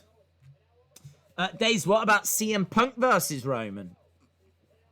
Yeah, I mean, you could do it. I don't know if Vince is that interested, to be honest. Why is Ziggler wearing these tights? I can almost see his butt. I think they're just classic It's a classic Ziggler attire, isn't it? Crossbody. Kevin Owens catches Ziggler into... Oh, nice. Plants him down. 1, 2. Shoulder up by Ziggler. Not Legends winning a Rumble. Oh, it'd be good, though, wouldn't it? Be good. The Rock calls Haku his uncle. Haku first came to the United States wrestling. His dad, Rocky Johnson, took him in. It would be great if Haku gave someone the Tongan death. I'm not expecting him to. It would be great, but isn't he still over in is he still in New Japan? Kevin Owens coming off the top, but Dolph gets his knees up. Almost quarter of the way through this. Jeremy says, I checked The Rock's comments about the match. And Reigns is the only match he would come back for. Yeah, he would do that match. He would definitely do that match. Ziggler should win and become captain and eliminate all of Raw, says Chalmers. Ziggler has got Kevin set up, but it's Kevin that delivers the super kick. And is this the beginning of the end? Gets the ropes. Went up for... No! Famouser! 1, 2... Oh, shoulder up by Kevin Owens. Nice. What about Eva Marie versus Roman Reigns? Well, that is the dream match. Yes, that is the dream match. Anthony says, do you think we'll see a dark side of the ring about Alberto Del Rio and the speaking out movement? I don't think the speaking out. I don't think so, no. Del Rio, I feel like that story hasn't been told yet. I don't know what his sentence is going to be, and Ponton 21 he could is be a one legend. for the future. They donated $5 via a season. super chat. Daze. The reason Roman wants to sit at the head of the table is so he always gets the big piece of chicken. Yeah, I can understand it. The it's cool, man. I'm so into that story. I'm so into it. I can't remember what I was going to say. I can tell you, though, that Kevin Owens has gone for the pin. And he's got the win as well. Doesn't matter what I was going to say. Kevin Owens has picked up the win against Dolph Ziggler. Excellent. So, Ponton 21. Shout out to you, my friend. Jerome Wright said, is this a qualifying match? It is, and he is now part of the team. He is now a part of the Survivor Series team. So the other match that we're going to see tonight is going to be Daniel Bryan, Jey Uso. I would imagine Daniel Bryan would win that because Jey Uso is surely going to be distracted. Miss Cam 1 says, did you see Mark Henry said he believes he should have beaten Cena after his fake retirement? I agree as well. Yeah, I agree. I didn't see him say that, no, but yeah, I think he should. Survivor Series, best of the best. That's I haven't seen that tagline before. All the shows this year have had like little taglines, haven't they? The greatest wrestling match and things like that. This is the best of the best Survivor Series, the best of the best.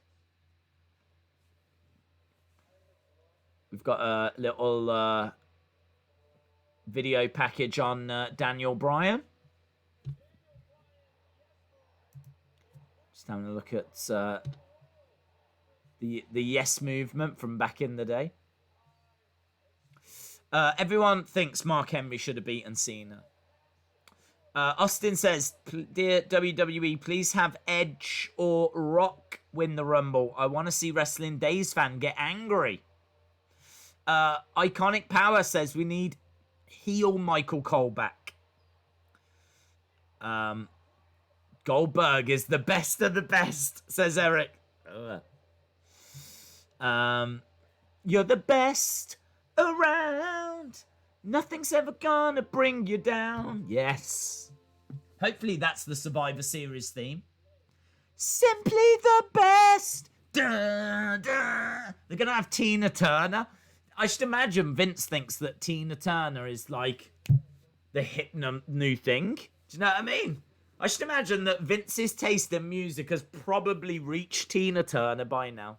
He's got past Liberace and he's got past, you know, like all that kind of really old time music. Now he's probably up about Tina Turner. In about 30, 40 years' time, he'll be singing Cardi B. But right now, he probably thinks Tina Turner. Too big for one night, says Ghost Player. That was another one, wasn't it? WrestleMania. Can you imagine Dominic and Murphy qualifying for the Survivor Series team? How would that go? Well, they have done that before, where people that don't get on have to join and be on the same team. And then you get the traditional promo, where it's like, we need to just put our differences aside for this one night, but don't think I forgive you kind of a promo. So I'm sure we'll be treated to one of them at some point. Hunter Crawford, shout out to you. I'll wait for, we'll see what the woman says when she reads it out. How are you enjoying the commercials? I've got The Rock, actually. I've got a commercial for Amazon Prime, and I just saw a Jumanji clip. So I just saw The Rock. Hunter Crawford is a legend. They donated $5 via a super chat. Daze, do you think WWE should offer Punk the same contract like Lesnar? Or offer him more creative freedom?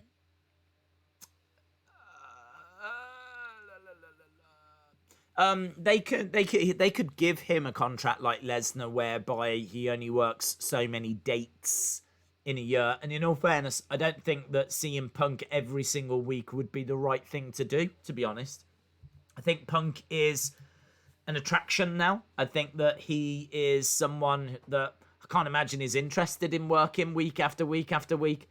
I can't imagine would be interested in doing all the house shows and everything. He's done that. But to come back to have a good payday, work some big matches, I think Punk's earned that. I think Punk is someone that is so loved by wrestling fans, went through the indie scene, worked his way up, became WWE champion, had a legendary run, stood by his principles, which I think people really admire. You know, he didn't like what was happening in WWE and left. Tried his hand at MMA, didn't work out for him, but I think people have still got a lot of respect for CM Punk, and yeah, I think he could come back and work a Lesnar schedule, but I don't think he would get creative freedom. I don't think WWE like CM Punk, to be honest. I don't think they've got any respect for CM Punk. I mean, there was obviously a big falling out in a court case, and you know, he tried to sue the doctor and all that kind of stuff, and obviously he's not been very complimentary about them in interviews, so I can't imagine them giving him a load of money a limited schedule and creative freedom. I don't see it. I really can't see it. So I think it's a case of they could bring him back. He can work a few dates, obviously Mania and things like that. But I don't think he'd be getting creative freedom. But I still think they would use him well. Right, Natalia says, I want to be the captain. Here's Billie Kay. She's got her resume.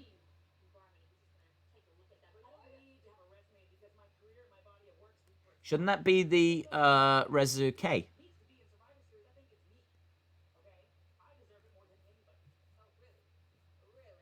Oh, here's Belair.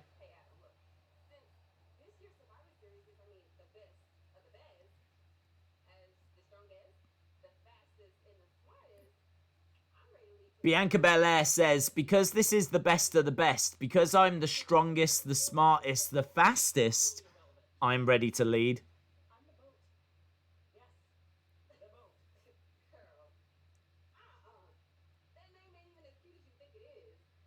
Bianca Belair.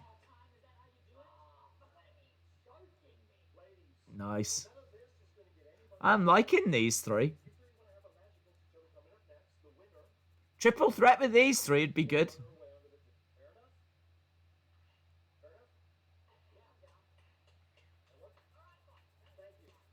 So, what, the winner of that's going to be the captain? So that means all three are on the team then? So we got Bianca Belair, we got Natalia, and we've got Billie Kay, and I like all three of them. I like all three. But that was quite fun between Bianca and Natalia. Natalia was like, I'm the boat. And Bianca was like, girl, that's not even as cute as you think it is. Here's Lars backstage with Corey. I do prefer Lars without his, like, goatee.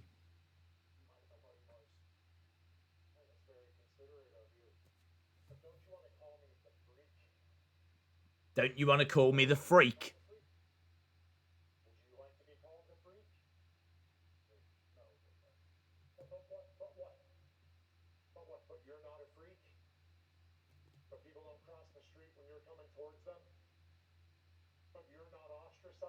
He looks a bit like Tyson Fury, doesn't he?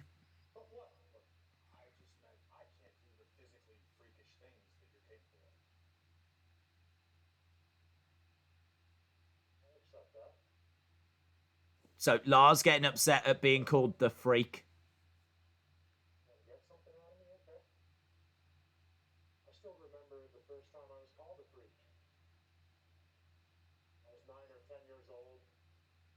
This is a bit strange, isn't it?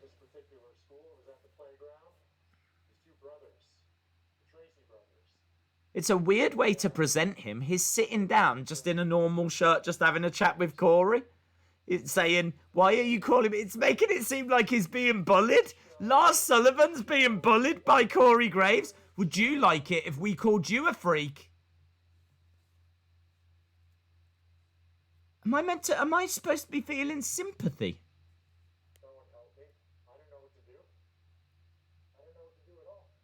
I think they're presenting him as a face. I cried.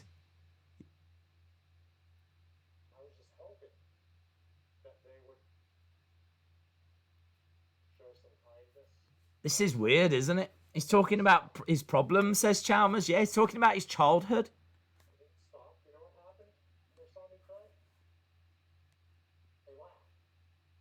He said they laughed at me when they saw me cry. The teachers laughed at him. The teachers laughed at him. That's going to sting, innit? You standing there crying and the teacher's like, ah!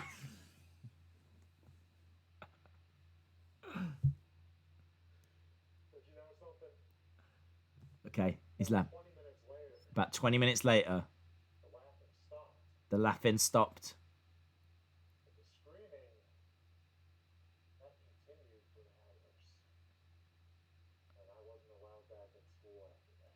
Well, what did he do? Hang on. No, Corey. Surely the next question is, what did you do?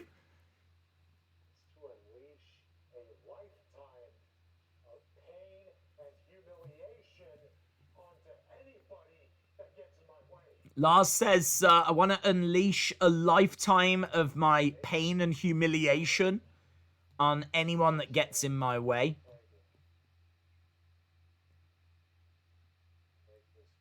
It's weird. It's weird. This is weird.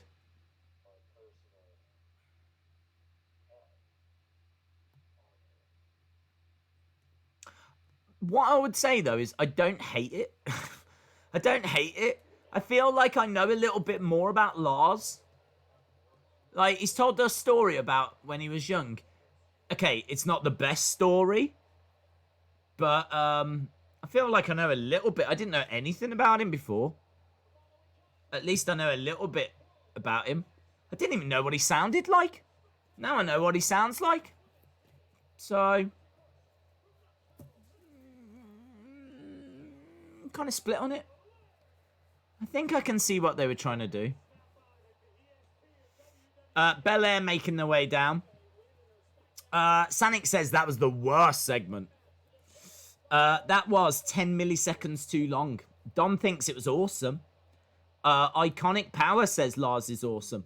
Yeah, the only thing I would say is, like, so he's a kid and he's being bullied by other kids. He starts crying.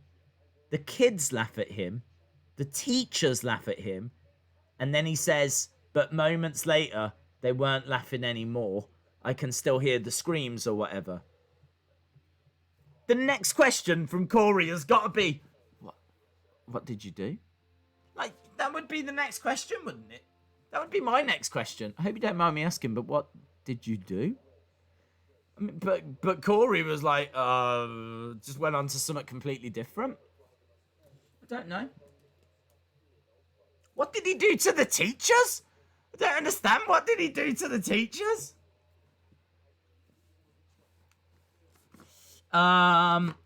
EST versus Boat versus Femme Fatale. That reminded me of Bailey. This is your life. William says then he couldn't even go back to school. No, whatever he did meant that he wasn't allowed back. Imagine Lars crying. That's crazy. Not a huge fan, but I thought he did well in that segment, says Liam. Yeah, I'm really split on that segment because I think I don't know if they're trying. I don't know what they were trying to present him as. Whether they're trying to present him as a face by telling a story where he gets bullied, so you feel sorry for him. But then at the end of the story, he talks about how, you know, they weren't laughing after, and he's here to unleash all of that pent-up, you know, aggression that he's got and the embarrassment that he suffered. So you're kind of left not knowing if he's a face or if he's a heel. I'm still a bit in the dark about that. So I don't think that kind of hit its mark, unless they're trying to present him kind of in between. He's just kind of, you know, like a Finn Balor is just out for himself. I do like the fact I know a little bit more about him. I don't think what I've learned is all that great, but I appreciate the fact they're trying to tell me something about him, because I didn't know anything about him. Just knew he was the Freak, but apparently he doesn't like being called the Freak. So,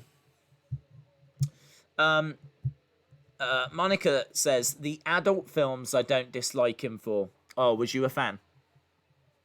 I don't care about that, but the comments he's made is something I dislike. Daze, imagine if the Usos bring in Jacob Fatu to face Roman. That'd be cool. 7 Star said he told them his idea for a movie. Yes, 7 Star. That's exactly what he did.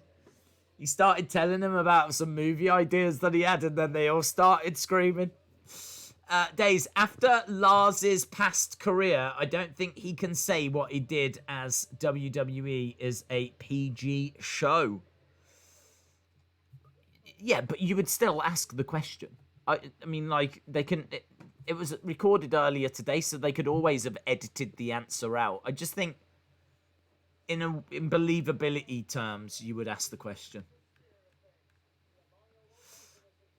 Mario Lopez and his who's Mario Lopez? Mario Lopez. Is that the guy from Saved by the Bell? Is that Mario Lopez? And his family, all dressed as Ric Flair, Sasha Banks. He's even got himself a little Fiend. Right, we are 15 minutes away.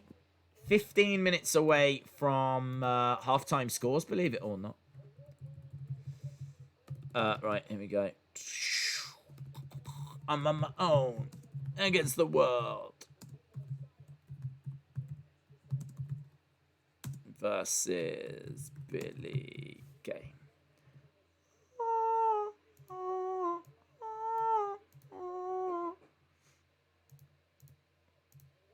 Boom. The winner of the match will join the team, not be the captain. Oh, I thought he said the winner will be the captain. Oh, okay. Well, that's a shame. I like all three. I would have had all three on. Can't we just let all three go on? Why can't all three just join? That's a shame. I like them all. Oh yeah, I forgot Tuck. I completely forgot about Tuck. Let's go Bianca, says Kylie. Daze doing the Iconics theme. I like Billie. I do like Billie. I like Billie. I like them all. Bliss should have been playing with a Mia Yim voodoo doll. Colby, shout out to you. I'll let it read it out. Yeah, it is just a recap. It is just a recap of the Seth story. And we're seeing Tuck. And of course, she would go over. Colby is a legend. They donated $5 Canadian via a super chat. The Roman Colby. Story makes me wish Umaga was still here to go all savage on the tribal chafe. Yeah, that would be cool. We got Tuck backstage with Murphy. Apparently, Tuck's mom just wants her to be happy.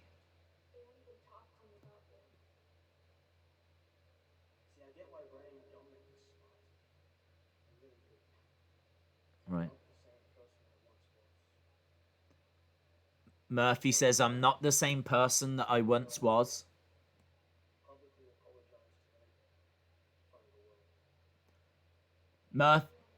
Murphy wants to publicly apologize to Ray and Dominic.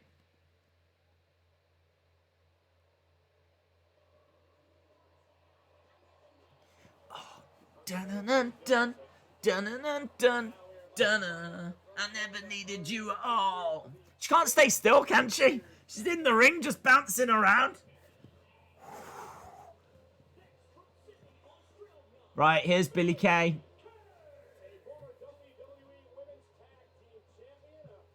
What's this horrible music?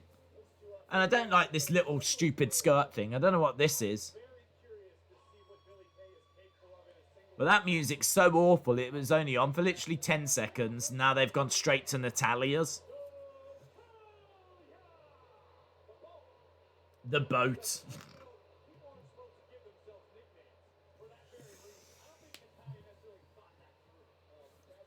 The boat. WWE should do hire you so that you could do the karaoke. Man, could you imagine if I came out to do Billie Kay's entrance music and then just like riffed, just went off on something? I'd have a lot of fun with that. I think I could work well with Billie Kay. I could have some fun with Billie Kay.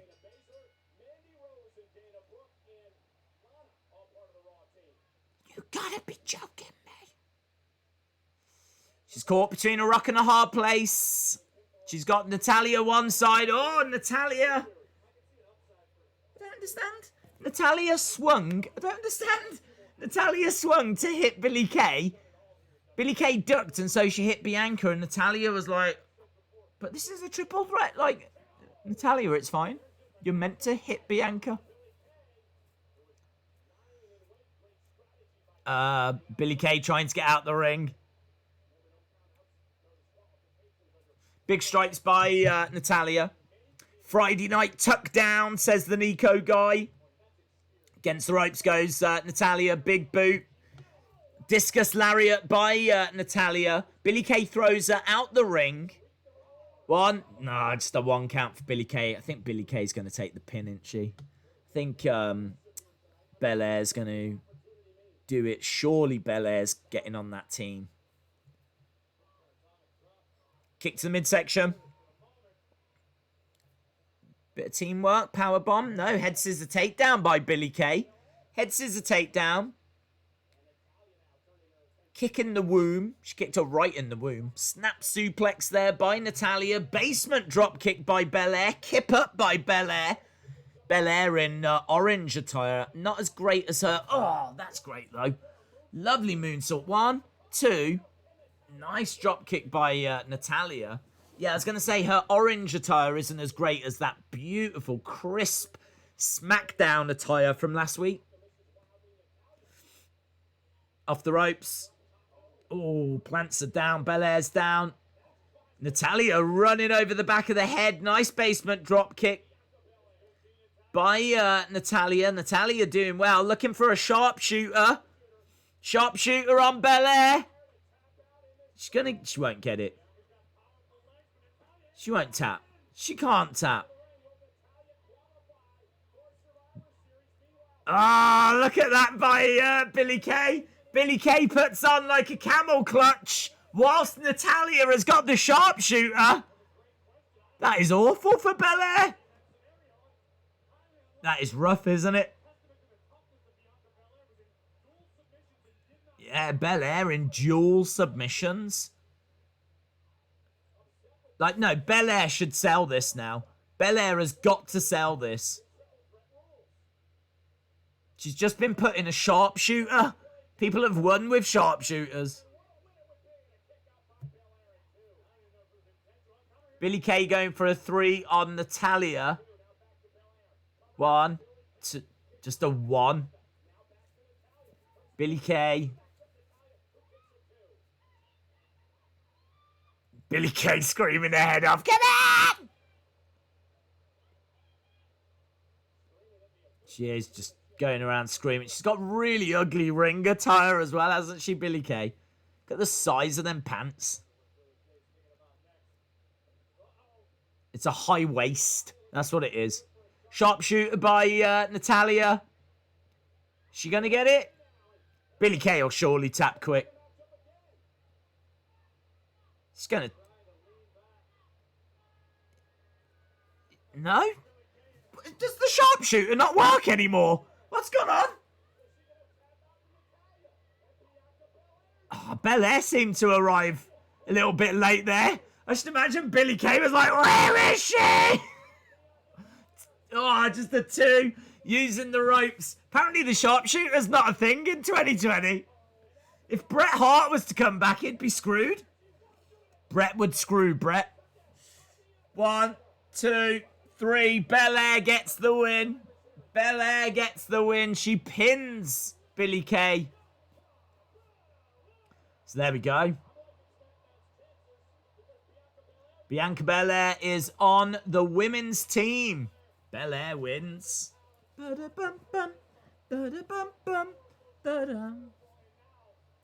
Wouldn't it be great if she could swing her hair that fast she could just like fly off?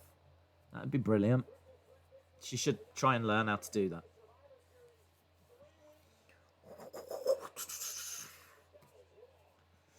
She would get over. Dun, dun, dun, dun, dun, dun. Here's Carmella.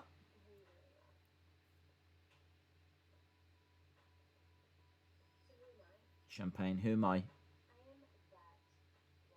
I'm that woman.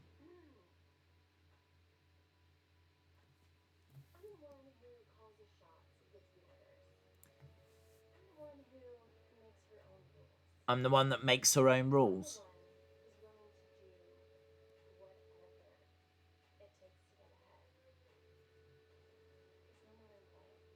I'm the one.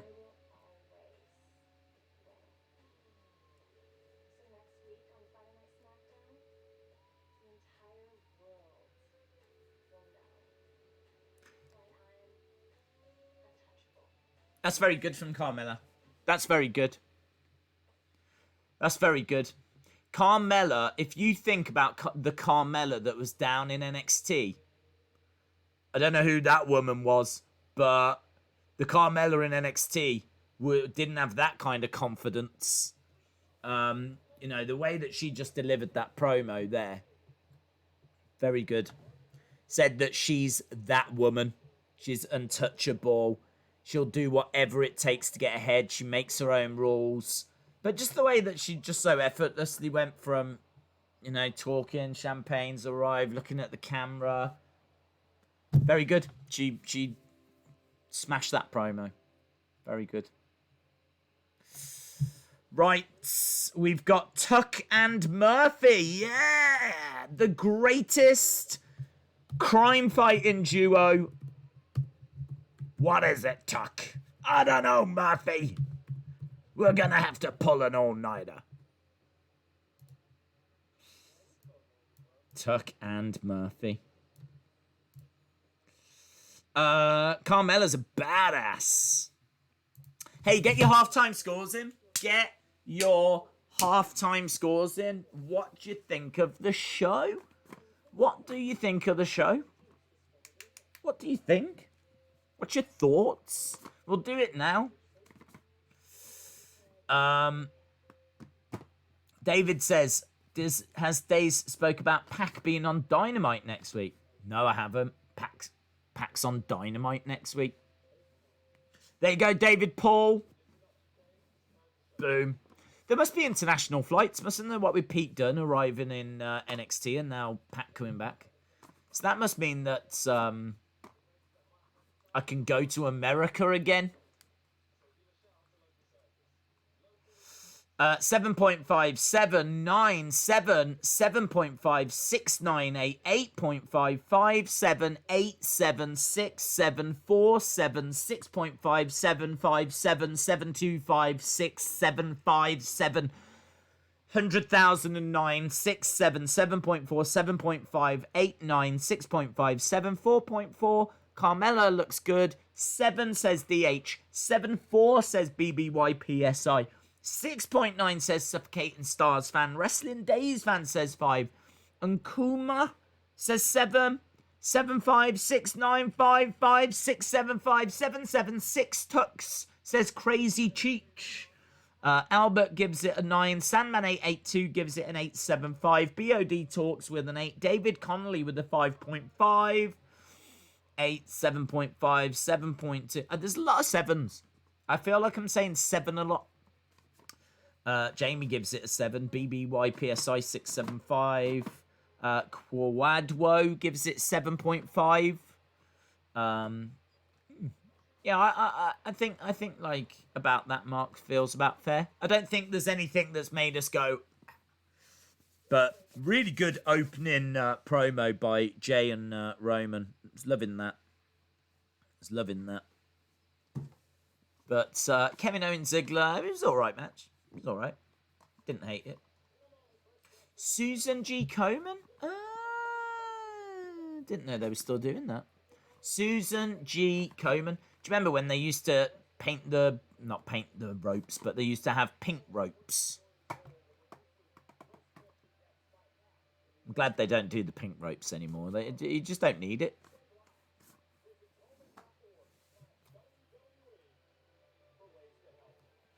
Susan G. Komen.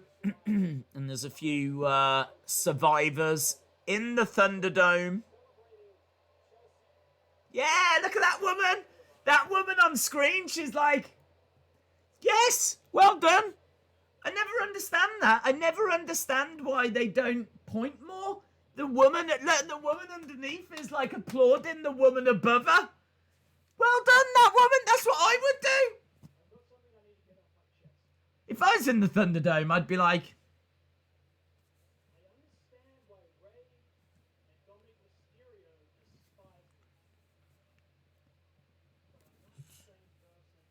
Right, anyway, look, Murphy's talking.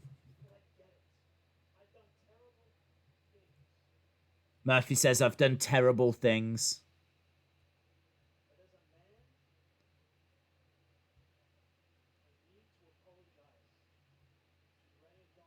He says, as a man, I need to apologize.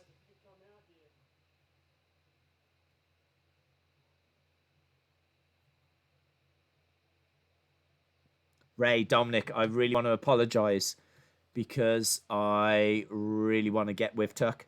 And this is the only way it's going to happen. So I am so sorry.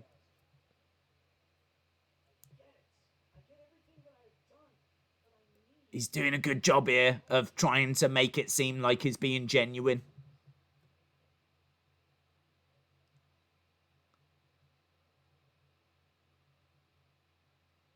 He's asking Ray and Dominic to come out, but they're not coming out.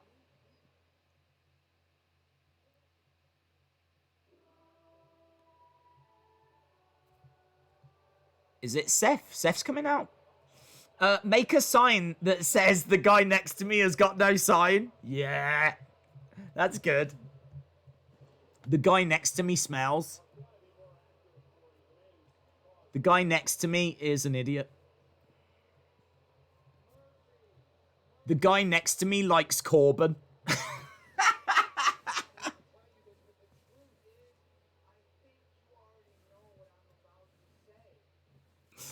could have so much fun.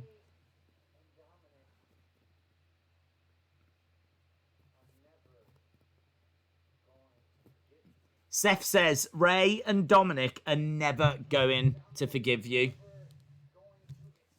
Never, ever, ever gonna forgive you.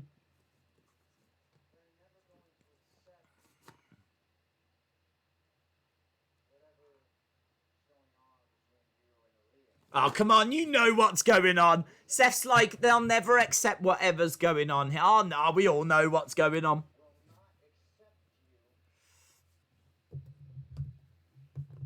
I'll tell you what's going on. Rumpy pumpy.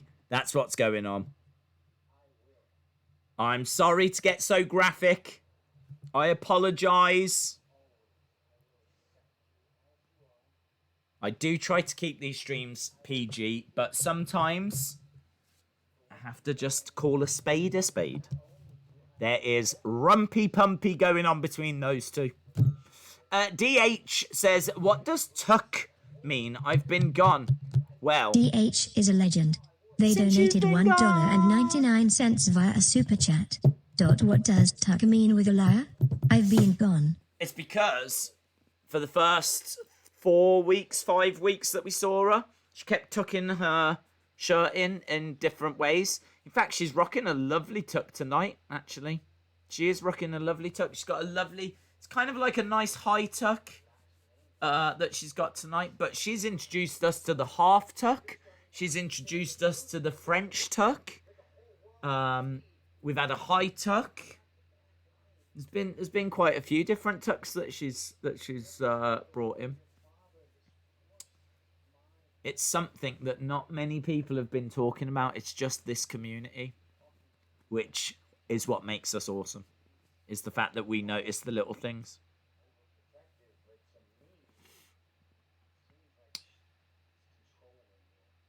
She's controlling you. He's probably right. Your brother's a coward.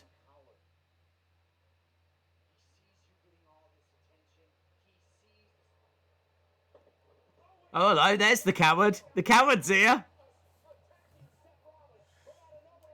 Dominic, out of nowhere. Murphy throws Dominic off of Seth.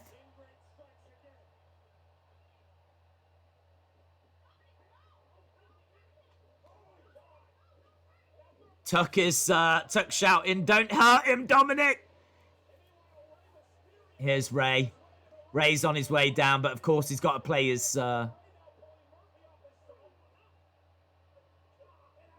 yeah. Look. Murphy, no, Murphy, you're not meant to be hitting them. Why is Murphy hitting Ray? Why is Murphy hitting Dominic? Ooh, look at that. Ray was about to hit a 619, but Aaliyah got in the way.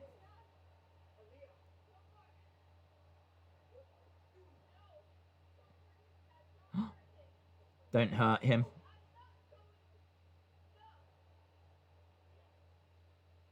She says, I'm not going with you.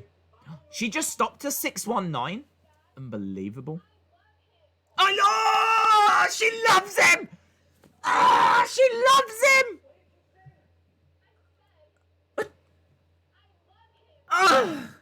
What do you mean you love him? You've only met him 5 minutes ago. Oh, teenagers. Unbelievable. I love him, Dad. It's not fashion. You love fashion. You don't love Murphy. There's not enough room in your life for fashion and Murphy. You can't have both. You can't love both. You love fashion. You like Murphy. That's how it works. Unbelievable. Murphy had... Oh, she's kissing him now. I can't believe this. Oh, what am I watching? There's about 50 years between them. Oh, I'm going to be sick.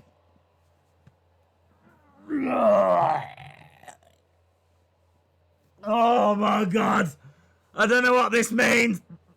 Oh, God. This is unbelievable. I didn't think I'd react like this. Tracy is a legend. They donated £4.99 via a super chat. Ali was caught coming out of the Hurt Business locker room weeks ago. He's been revealed as the hacker and the Hurt Business has dominated them. Ali was caught coming out of the Hurt Business locker room weeks ago. He's been revealed as the hacker and the Hurt Business has dominated them. Dude, are you not watching what's going on? Why are you talking about Ali? Oh. What am I watching? Why am I being shown this? Why have I got to sit here and see this? Oh, I need some water. What is going on? Glenn Tracy is a legend. They donated £4.99 via super chat.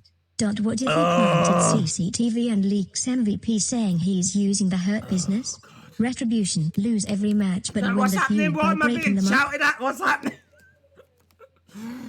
Well, I don't know what these comments are saying. I don't know what's going on.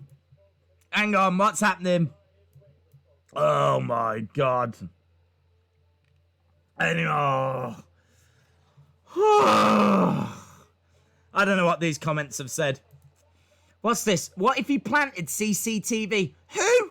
Who's planted it? Ali. What if he's planted and it leaks an MVP? They're not even on this show, are they? Aren't you talking about Raw?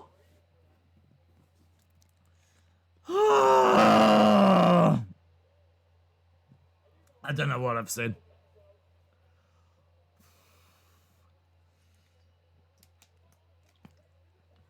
Unbelievable. Right, let me try and get my head around what let's get this right. Here we go.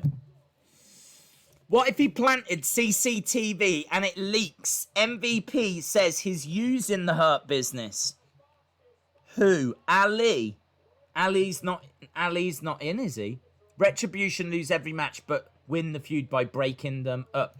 What, you think Cedric Alexander is going to break up the Hurt Business? Mo says all it took was a couple of texts. Why is it so hard for me to get a girlfriend? Wrestling really is fake. It's not, Mo. It's just that you're really creepy. And, you know, they were texting back and forth and she really liked him. But the things that you text, Mo, that's not how you get a girlfriend. I've seen the messages that you send. That's not how you get a girlfriend, dude.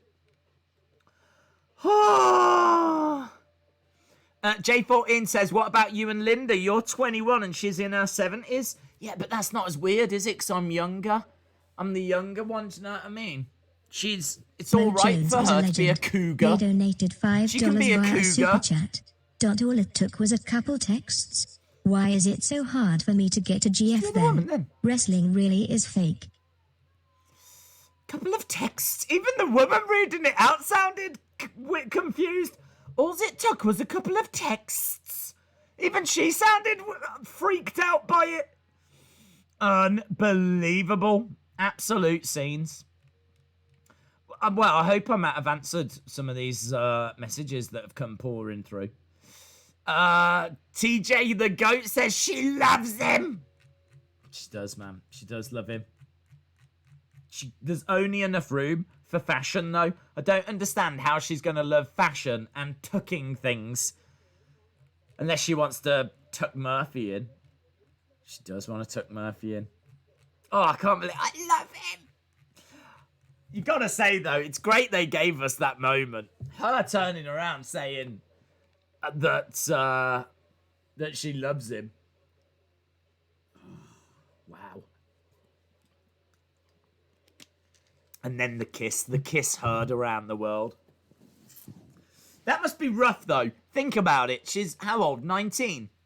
And you look at a script and you've got to kiss someone in front of your dad and brother on international TV. Mo Jones is a legend. They donated $2 via a super chat. Okay, damn Daze. Didn't need that limo. Okay, damn Daze. Didn't need that. I'm joking, bud. I'm joking. Just don't send the pictures next time. That's all I'm going to say. The text's fine, but when you do send those pictures, do you know what I mean? I'm just giving you advice. I'm just saying, not all girls are going to be into that. Glasgow Geek 1985. When are we going to see the rest of the texts? Seth Glasgow Geek 1985 is a legend. They donated £5 via a super chat. When are getting to see the rest? The text Seth said there were more. I just don't know. I don't know when we're going to see more. Do you want to see more? I think you've seen enough. Like, honestly, after watching that segment, do you want to see more? Unbelievable. Unbelievable.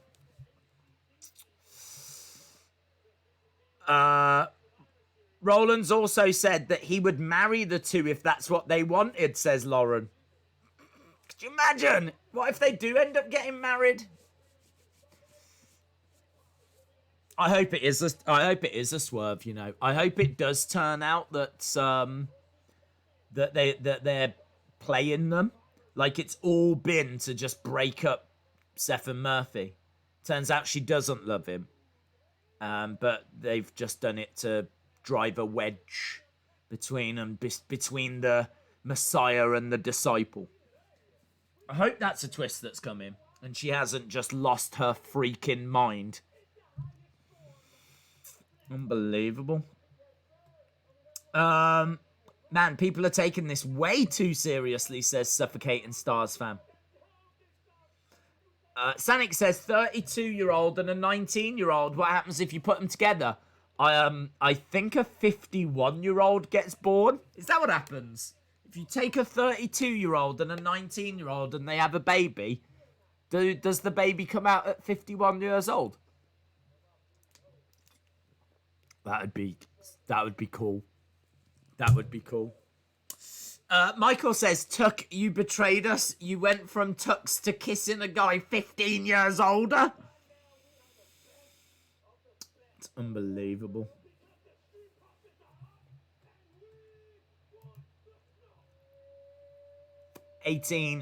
Chill out, says Evan.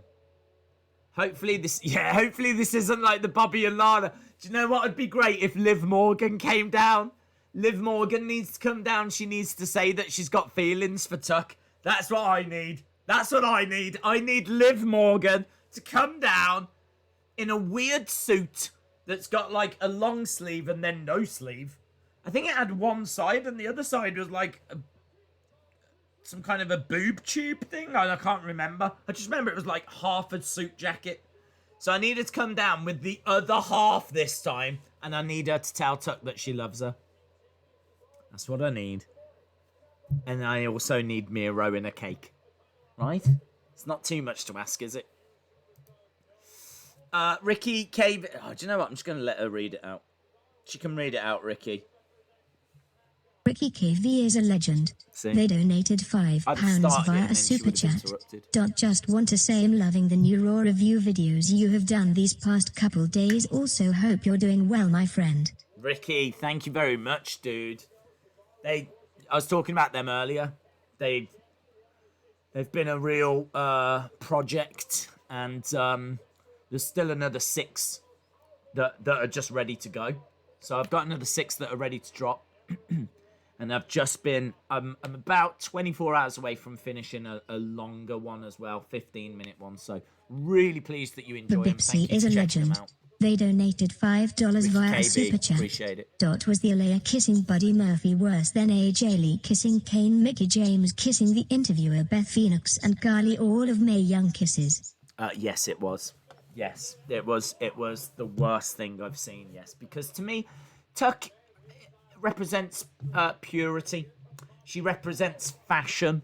She represents more than just a 19-year-old daughter of Rey Mysterio. She's very much become kind of a figurehead for this community. So really, in many ways, when she kisses Murphy, Murphy is kissing all of us. Think about that. Think about that. We took Tuck into our hearts. So in many ways, we've all just kissed Murphy. Kyle Martins is a legend. They donated $4.99 via a super chat. Tuck and Murphy cannot constipate their marriage like Maverick couldn't do. Right. I don't think you constipate a marriage. I think you mean consummate, because no one has ever constipated a marriage. Well, maybe you could do that. I'm not too sure. That's when you constipated, that's when you struggle to go to the toilet. And I don't know that that's got any relation to marriage and a successful relationship. So I'm not sure that's the word you were going for. But they consummate a marriage, which is where you do the rumpy pumpy after you've done the old, if you like it, better put a ring on it thing. Then, yes, that could be a thing that's going to happen. I don't need. Do you know what I just said about how we took Tuck into our hearts? So that means that Murphy has just kissed all of us. The same would also apply when it came to constipating the marriage. So I don't need Murphy anywhere near me. Yeah? So I don't want that to happen. Because I feel I'm just throwing it out there. I feel like she's a part of this community. Like, she's got her own emoji in the members thing. Like, there's no other superstar. I'm calling her a superstar. She's a fashion superstar. There's no other superstar that's got that. She's got that because she is a big part of this community. So, anyone messes with her, they mess with us. Anyone kisses her, they kiss us. Anyone constipate her, they constipate us. Yeah? Just remember that. And I don't know how I feel about being constipated by Murphy. And that is not a sentence I expected to say tonight. But to some of you out there, it's going to make sense. BOD Talks says, keep it PG. Dude, I'm trying to walk a very fine line. I'm walking that fine line. And do you know what? It's not my fault, is it? WWE are the ones that are putting filth on TV. They're the ones pumping filth around the world. It's like the Attitude Era all over again, isn't it? Worse than the Attitude Era. Unbelievable. Daze, the Murphy Tuck relationship is definitely leading to a wedding. First it was text messages, then a kiss, and now, sooner than later, a wedding. Carl Martins, shout out to you, buddy. Shout out to you. It was a fantastic message. Don't you even remotely regret sending that. That is it was a treat So, shout out to you, my friend. Kevin says, if Murphy and Tuck ever get married, and when they constipate the marriage, that's when they have the 51-year-old. Right. Okay. Because I'm only just learning this stuff, and I'm pretty sure there's going to be some kids that are joining us and watching. And I think it's really important that we teach them the facts. And the facts are that if a 19-year-old has rumpy pumpy with a 31-year-old, a 50-year-old will be born, right? I don't want to be misleading anyone. I don't want to be fake news. And I think, you know what I mean, we've got to make sure that we're spouting facts for all the kids watching. So, there we go. But apparently, the 50-year-old is born after the marriage is consummated, right? Okay. It must be because that's what Jesus wants. And what Jesus wants, Jesus gets. She did it for The Rock, says RSM Figures. Oh yeah, there is a match going on. I don't even think I've still got Tuck and Murphy on screen. That is how much I care about this match. You can't give me the segment of the year and then expect me to care about anything else.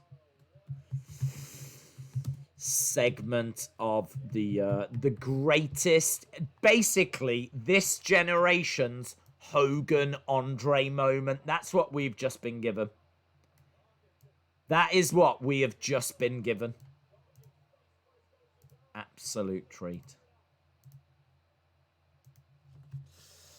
Are we even seeing Tucky?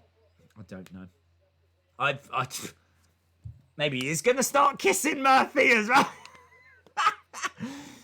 Wouldn't it be great if Tucky dressed as Tuck for Halloween and then went up to Murphy backstage and was like... That'd be great. That'd be great. Montez goes flying. I believe I can fly. Yeah, he did. He just went into the Thunderdome. Butterspark says, this match blows. But Wrestling Days fan says, good match. Right. Well, I can tell you that the Street Profits are both down in the ring. Ashante Stevens. Shout out to you, my friend. I hope you are well. We've got 38 minutes. Don't forget, we've still got Daniel Bryan against Jey Uso. Jey Uso has still got to decide if he's going to fall in line and what he's going to do. Nice kick there by Nakamura as Angelo Dawkins is put on the top turnbuckle. Knee strike by Nakamura. Dawkins goes down 2. The problem with the show now is nothing that's going to happen is going to beat that segment. Nothing that's going to happen. How do you top that? I love him. Oh, so good.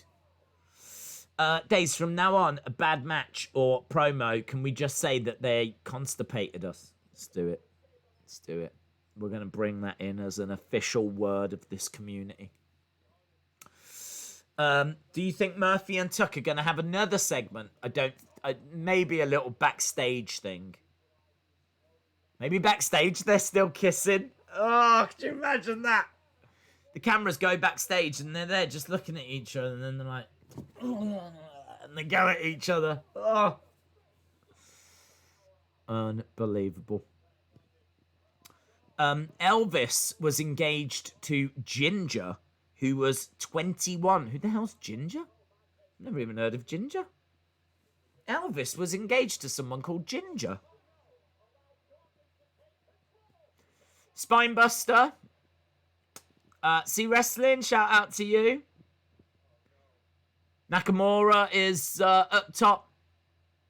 And Dawkins looking for a suplex. Boom! Gets it. Big splash by Ford. That's gotta hurt, man. I think that really does hurt. Every time he hits it, he's always like, oh. What's the point in having a move Yeah, look, the ref's gone, are you all right? And he's gone, yeah. What's the point in having a move that causes you that much pain?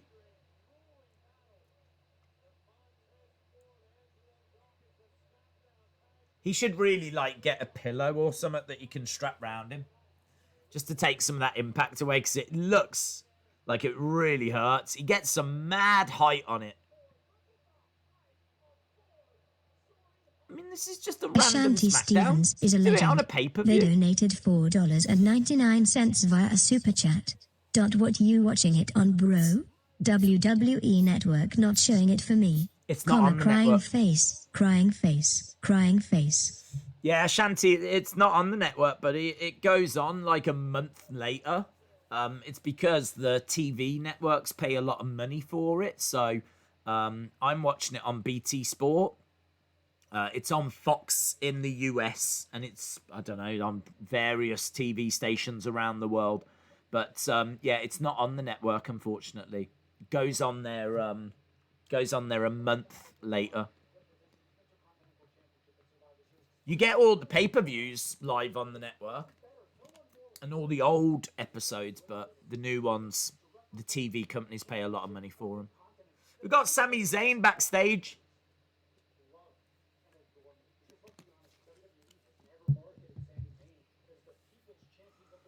WWE has never marketed Sami Zayn as the People's Champion, but I am the People's Champion.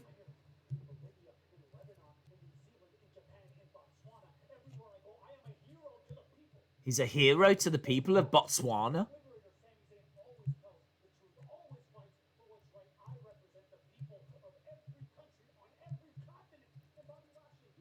He represents the people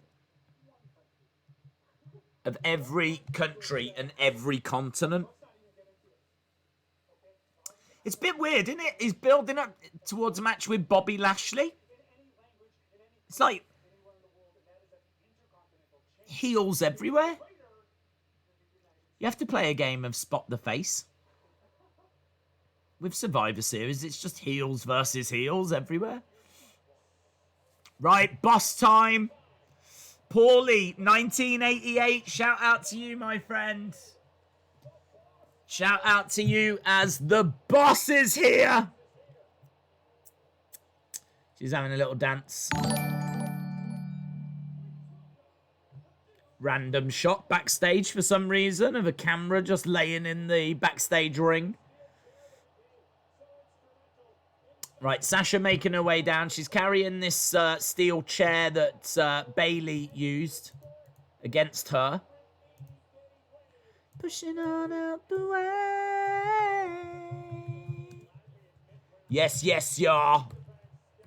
Well, she is not in any kind of ring attire, I can tell you that much. She is wearing, I don't know what that is. It's some kind of crazy catsuit. It's a very detailed.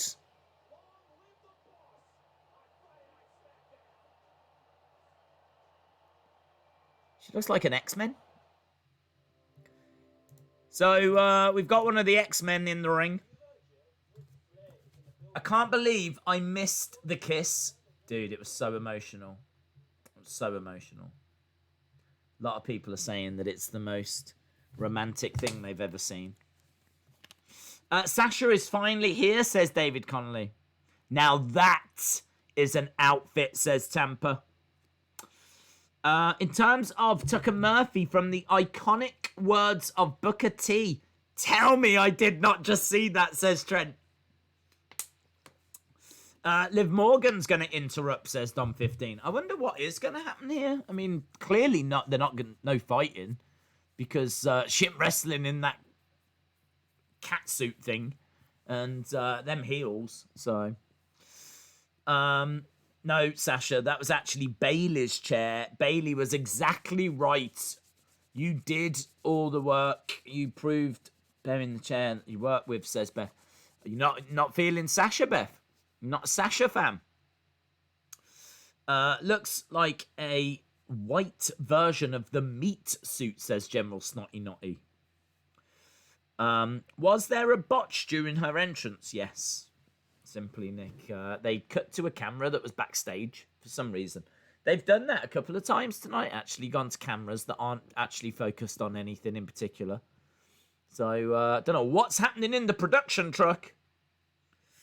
What is the best Bruno Sammartino match? I like his feud with Larry Zbyszko. So, I think he has a match. I don't know that it's the best. The problem is a lot of his matches aren't around and you can't find them because there's not tons on the network.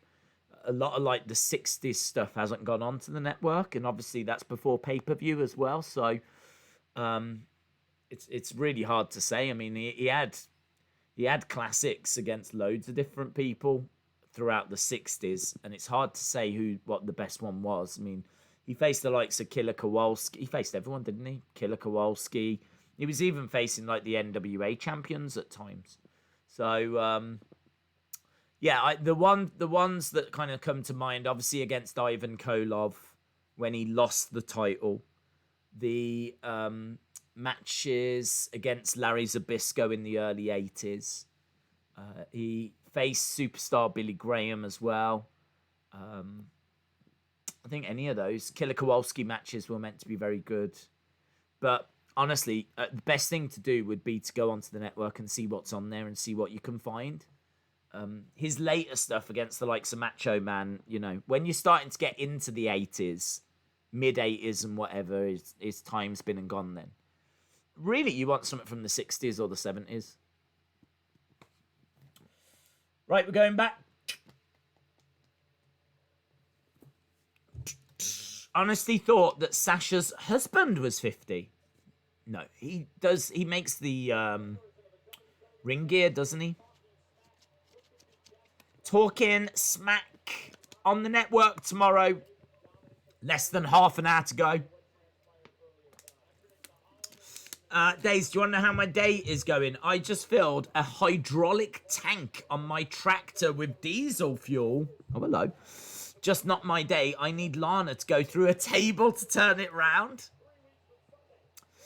Oh, right. So you've put diesel fuel where the hydraulic stuff should go. See how good I am. Yeah. You've put the fuel in where the hydraulic fuel is meant to go. Yeah, I see what you've done there. Is that easily undone? I honestly wouldn't know. Is that? I should imagine that's fixable, but a nightmare at the same time. Shout out to you, Sydney Van Dyke. We live very different lives. Right.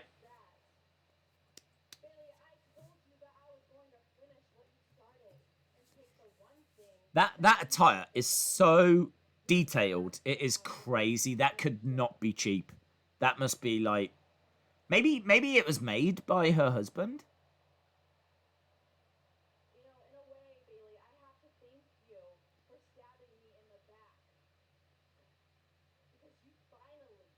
Sasha says, I've got to thank you for stabbing me in the back. You was my best friend. We was going to take over the whole company.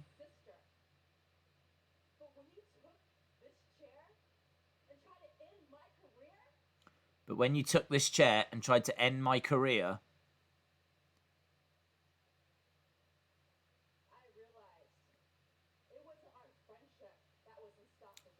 That belt looks good around her waist.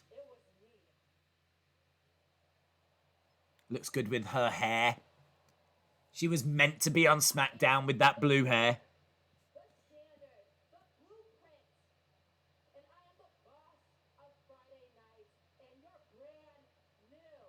I'm the boss of Friday nights.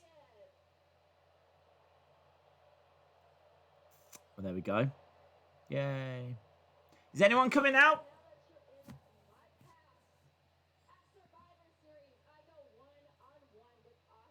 Yeah.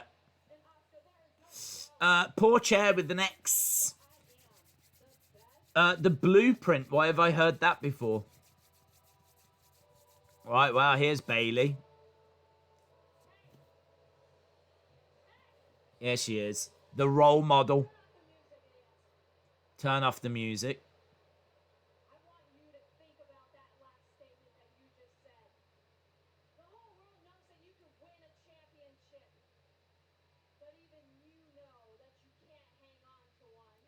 That's good. I like that line. Bayley says the whole world knows you can win a championship, but even you know you can't hold on to one. That's good. That's good. That's a good line. It's a good line.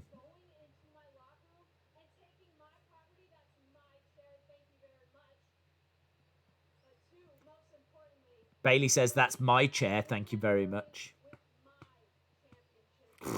Tell you what, how the mighty have fallen. She was Bayley Doss straps, but now she's coming out complaining because Sasha stole a chair. That was my chair. Thank you very much. I'm Bayley Uno chair.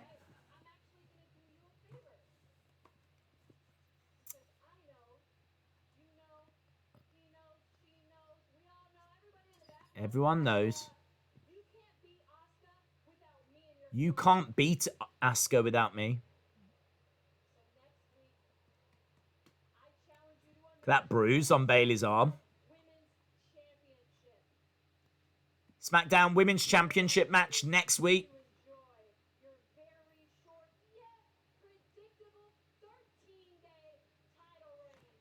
Enjoy your short and predictable 13-day title reign.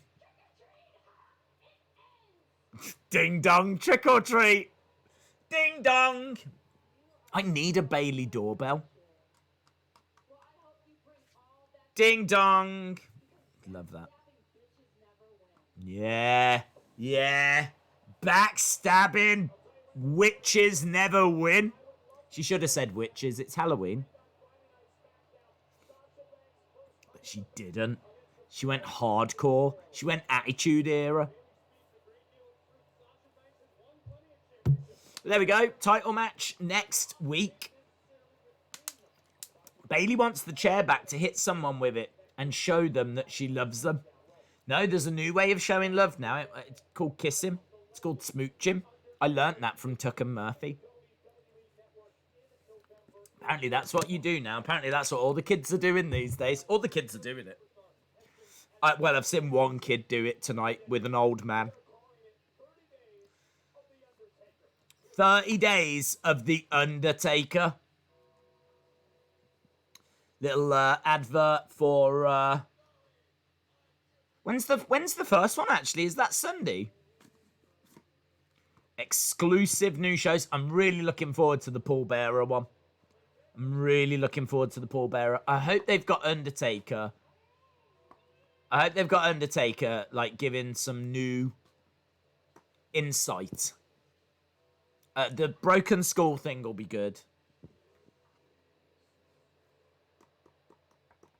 Yeah. Good, man. Exciting. Right, Daniel Bryan on his way. Who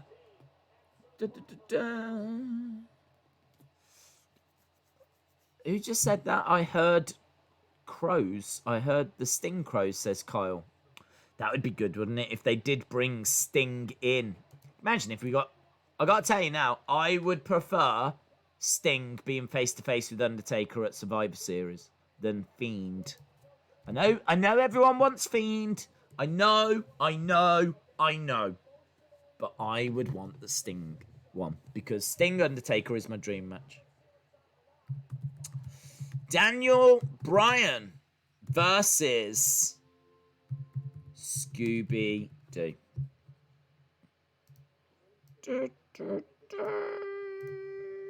Down since day one-ish. Down since day one-ish. Right, we got 20 odd minutes to go. You gotta be joking me. This is the main. Could be the main. Well, I should imagine the main will be Roman coming out saying, "Are you gonna fall in line, Oos?" And then we're gonna find out what Oos is gonna do. I never want the Fiend, says Eric. Austin says, I want Fiend Taker more. I swear that crow is for Sting, says Wrestling Days fan. I hope so. We need to do a 30th anniversary on the 30th anniversary that Taker debuted at Survivor Series 1990 live stream. What, on the actual day? We actually... it depends what day it's on. I mean, I don't know the date and what that day would be. We'll probably be streaming, to be honest, but we're more than likely going to be doing something. Do you think Ziggler should leave WWE and Billie Kay should go to NXT UK? Billie Kay should go to NXT UK. Because then I really like Billie Kay. I think she's funny. I think she's one of the funniest women that they've got. I love her promos backstage. So, and wrestling-wise, I don't think she's too bad. I think she's all right. She doesn't set the world on fire, but she can wrestle. So, yeah, I don't mind Billie Kay. So, yeah, if they're not going to have any plans for her on the main roster, then don't let her go. Put her in, like, NXT or NXT UK. It was exactly how Sting's crow sounded, but WWE are probably too lazy to get another sound for it. That's true. But also, if they're going to tease Sting and get everyone talking, why not? Do you know what I mean? Why not? I wouldn't be surprised if you see like an Abyss mask in the background or something. And then people are like, did you see that? It's the Abyss mask. We're going to get, oh my God, I think I just saw a tree. And that could be Willow. And then they'll be like getting all of that, you know. Right, we are going back to SmackDown. Sting and Undertaker should be team captains at Survivor Series like Hulk and Flair were. The challenge has been accepted. Sasha versus Bayley next week. Brock Lesnar, UFC. He's in the game. But I don't think he's going to... going back and having a match. Right, Daniel Bryan is in the ring and is yesing away. Yes, yes, yes. Uso looking pumped. Oh, I haven't seen him yet. He hasn't come out for me. I've still got Daniel yesing away.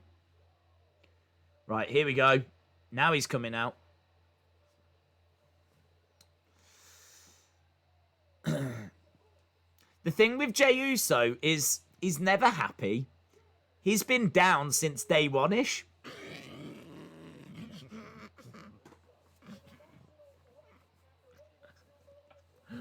Don't feel sorry for him. Look at him. He's been down since day one-ish. So good. I feel like that's something that Bobby Heenan would say.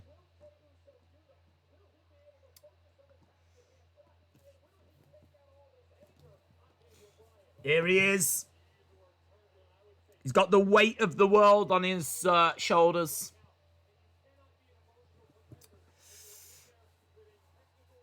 Uso, yep.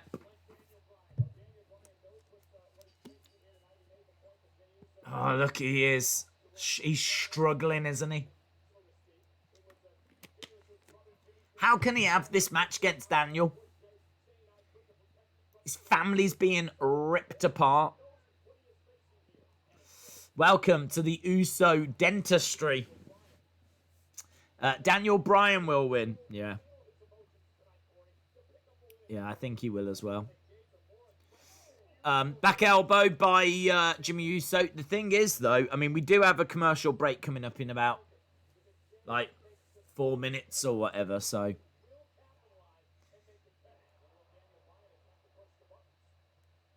I think they'll have a little bit of a match.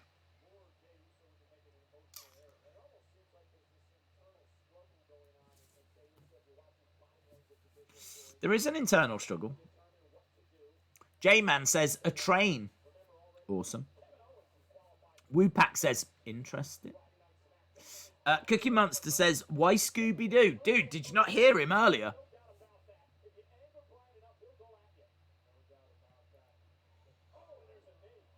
Knee to the midsection.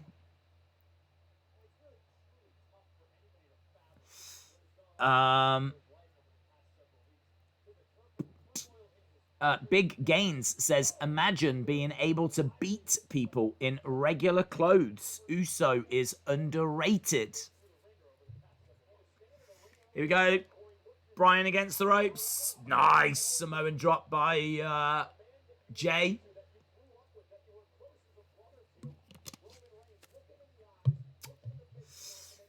Scooby Snacks.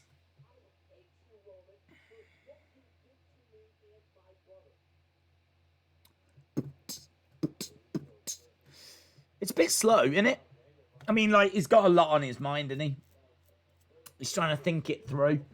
It's like, oh, I don't know what to do, Oos. Where's Jimmy as well? I haven't seen Jimmy, have we? And I can't believe that Naomi is not a part of this.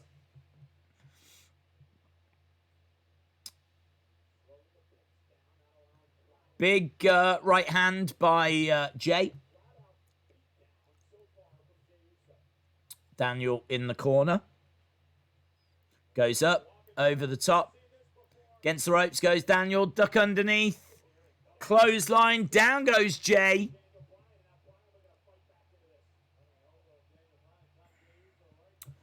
Daze, I've been bullied by a group of artists on Twitter. I'm copying someone else's work and for bullying me in the past. It's, I mean, it's just Twitter's just a cesspool. I mean, honestly, I wouldn't pay Twitter any attention. I actually spend less time on Twitter now since I've been doing all that editing. I just don't get a chance to go on Twitter anywhere near as much.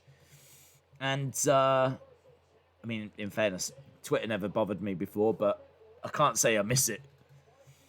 Going on it less, I can't say I miss it. So I'd recommend just not worrying about it, not thinking about it, and even thinking of spending less time on Twitter. Roman's come down, so there we go. Thought they'd wrestle for a few minutes and then we'd go to commercial break, and that's exactly what we've done. Papa Roman is here, says Chalmers. Yes. Big Dog's come down after his Scooby Snacks. Daze, do you think The Miz will cash in at Survivor Series and defend the WWE Championship? I can't see The Miz getting that belt. I don't think he's going to get it off Roman, nor should he, because I think that Roman is. I've said I would keep the title on Roman till about WrestleMania 38, and then Big E gets it then. So do that for him. Orton, surely we're building towards Orton and Edge, and maybe the Edge, not just Edge, the Edge is going to win the title at WrestleMania 37. Uso is not going to fall in line, says Forerunner. WWE thinks we want Rock Roman, but we want Wrestle Days versus Smack Talks. I want Rock Roman. I'll go on record as saying I want Rock Roman. It's Old Man Jenkins in a mask. All hail the tribal chief, says Brother Nero. Yeah, man. This is good. We got just over 10 minutes. Just over 10 minutes. Jey is about to turn heel, says William. Rock versus Roman, says Brendan. Okay, well, we are just at commercial break. I'm very interested in this final segment. We're still underway with Daniel Bryan against Jey Uso. Roman has come down and he said that by the end of the show, he wants an answer. He says, you need to fall in line. So it's all being set up for a very interesting final 10 minutes. Is there a twist? Is there a sting in the... well, not a sting, but you know what I mean. Is there an OMG moment? Is there a swerve? What have we got in this final 10 minutes? If you smell...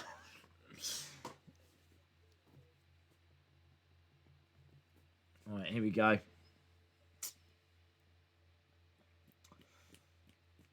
Maybe Nia's going to come down. She's just going to grab Roman and put him through the announce table. Maybe Nia's going to do that. She's going to put Roman through the announce table. And she's gonna just stand over him and say, "I'm the tribal queen." And then the show ends. That'd be awful. Right, Jey Uso firing in some forearm strikes. Again, look at Paul Heyman. Is it in Paul Heyman's contract that he can't do anything but look at Roman? I don't understand. Every single flipping second, Paul Heyman's like, I'll tell you what, if Paul Heyman could go all Tuck and Murphy on Roman right now, he would. I'm surprised that we don't... Look. In a second, he's going to go...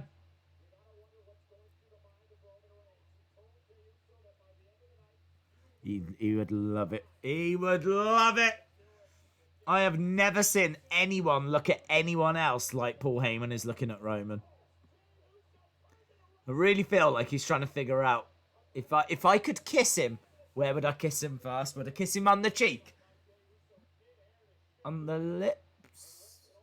On the beard? Oh, that's weird, isn't it? It's weird. I don't know why he's just staring at him all the time. If I was Roman, I'd be like, can you stop? Watch that.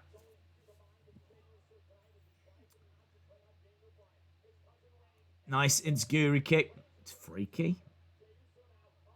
Over the top goes Jey Uso. Oh, Daniel Bryan going through the ropes. Super kick by Jey Uso. Uso going up top. Oh, he comes down. Daniel Bryan tries to get his knees up. Crossface by Daniel Bryan. Crossface.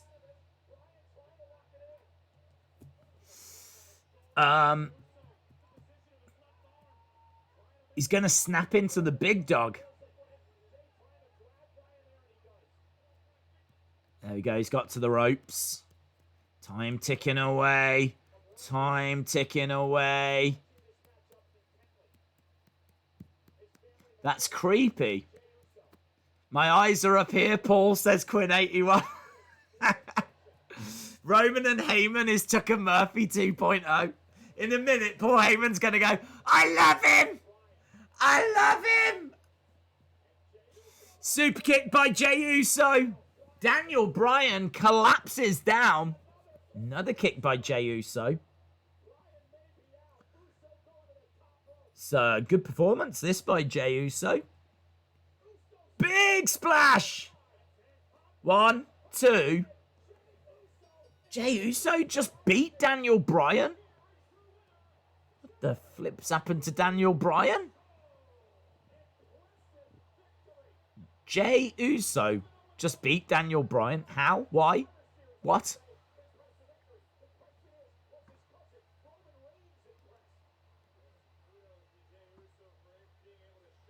Oh, I don't like that at all. Well, in all fairness, Daniel Bryan was faffing around with Drew Gulak for a long time, wasn't he?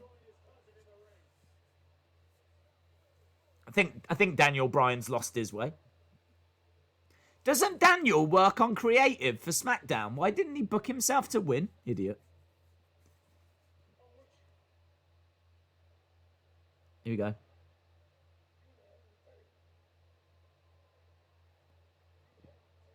He says, you're the head of the table. All right? Is that good enough?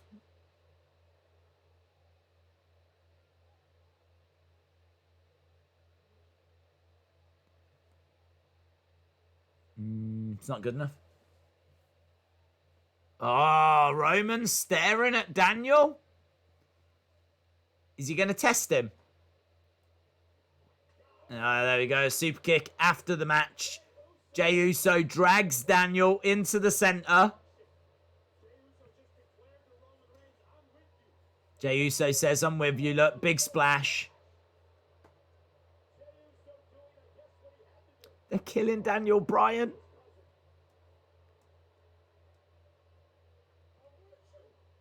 There we go. I understand now. I understand now. He says, I love you too.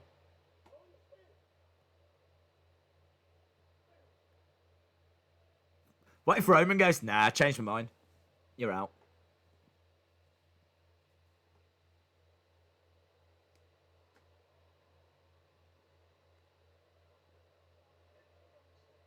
Make him understand.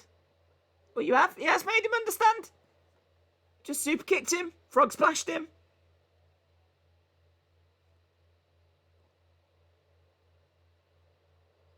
Make him understand.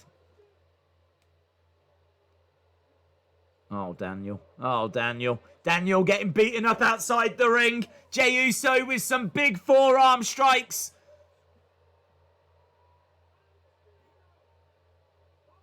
Daniel, just say you understand. Just say, yeah, I understand as well, guys. Guys, I understand. Guys, I was never in any doubt. I understand. Can we stop this?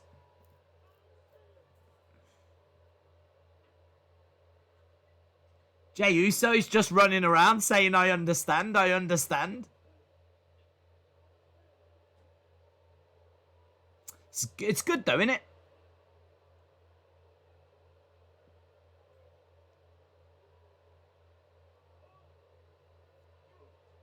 What did he just say? Do you understand? Big strike by Jey Uso. I don't know if this is a heel turn. I don't think he's, I don't know. I feel like he's doing what he's got to do. What choice has he got? It's either this or he's out the family. I mean, it's easy to say, well, if he was a face, he would leave the family, but would a face do that? Would a face leave the family? I don't know. Oh, man. Big splash to the outside.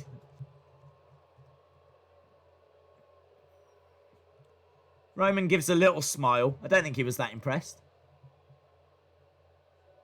Big forearm strikes by Jey. Daniel versus Jey at TLC.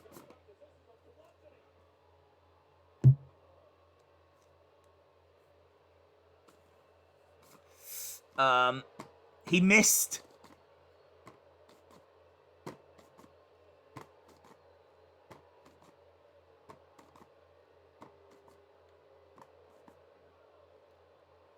There we go. Roman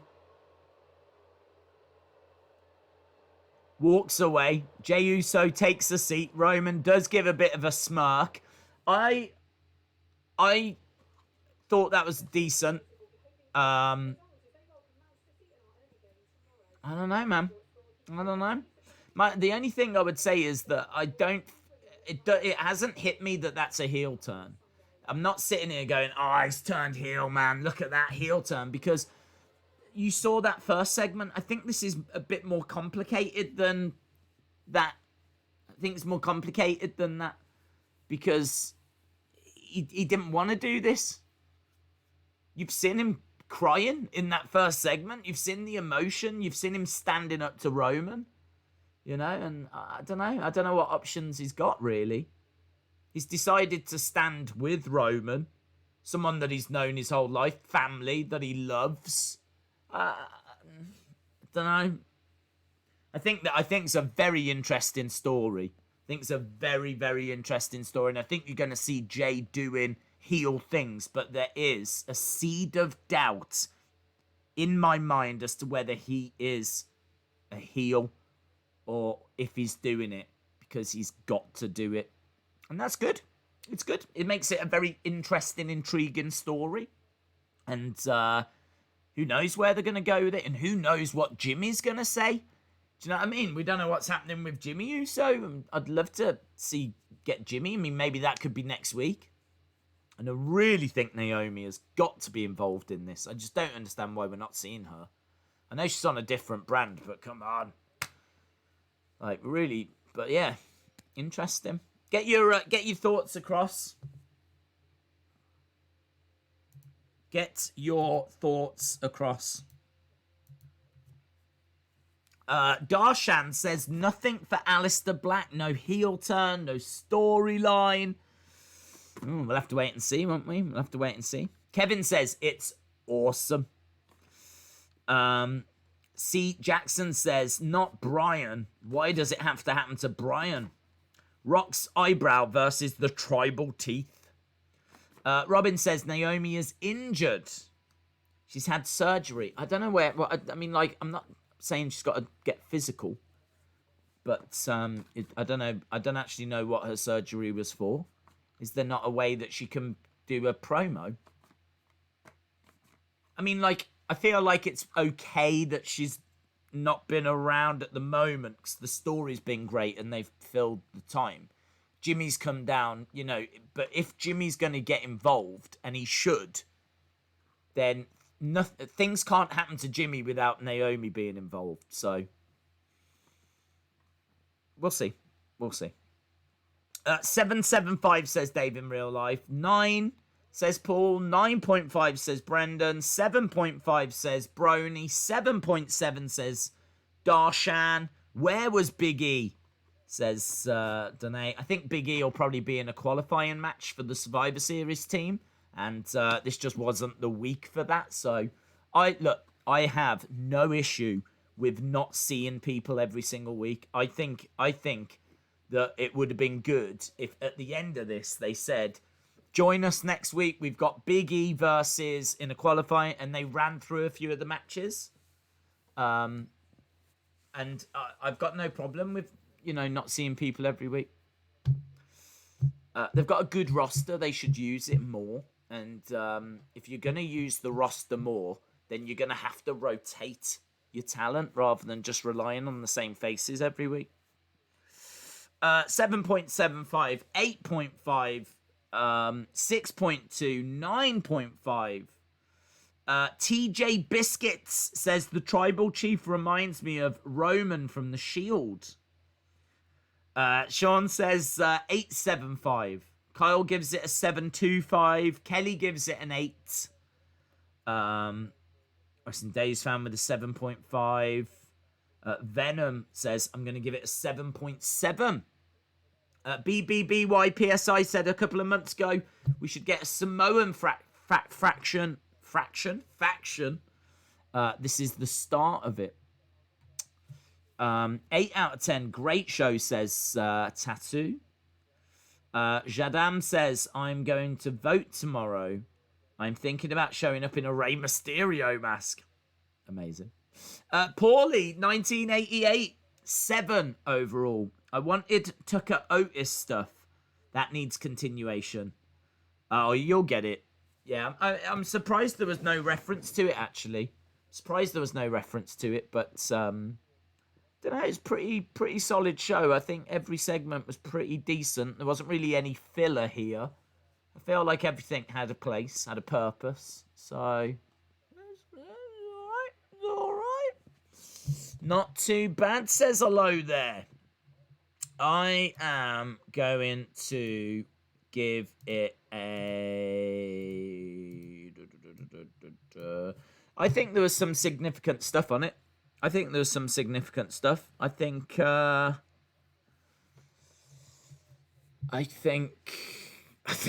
Aaliyah Murphy thing is wild. But it's a talking point. You got to respect him for that. I think the Roman Jey stuff, I'm just eating that up, man. I love that stuff. So that's really entertaining. There was nothing really here, as you said, that was filler. But there was no matches that were like, yeah, this is awesome. I don't know if there was any shocking moments either, so I think I'm struggling to get into the 8s. But was that a really solid, entertaining show? I would say it was. I mean, like, thoroughly entertained for 2 hours there. I love the opening promo, love the ending. So book ended really well. Every match was all right. I don't know whether to go 7.75 or 7.5.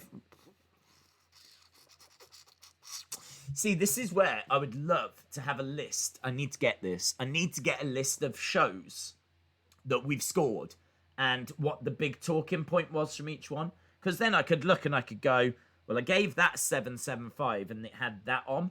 And I think this is as good, or it's not as good, and then I'd be able to make better decisions. Because at the moment I'm like, is this a 7.75 or a 7.5? And you just have to go with my gut. But if I actually compared it to other shows, then I'd make better decisions, I think. I'll go 7.75. I'm feeling generous. There we go. I'm feeling generous. There could be other shows that I've given 7.5 that are very similar, but without being able to compare. I'm quite happy with that. I don't think there's anything on here that blew my mind, that apart from that kiss. That's going to be on all the front pages tomorrow. Everyone's going to be talking about it.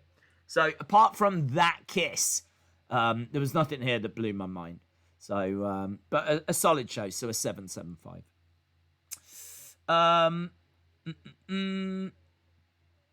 Notice how everyone Roman has targeted is from the Wyatt family. Bray, Braun, Bryan, says Baby Yoda.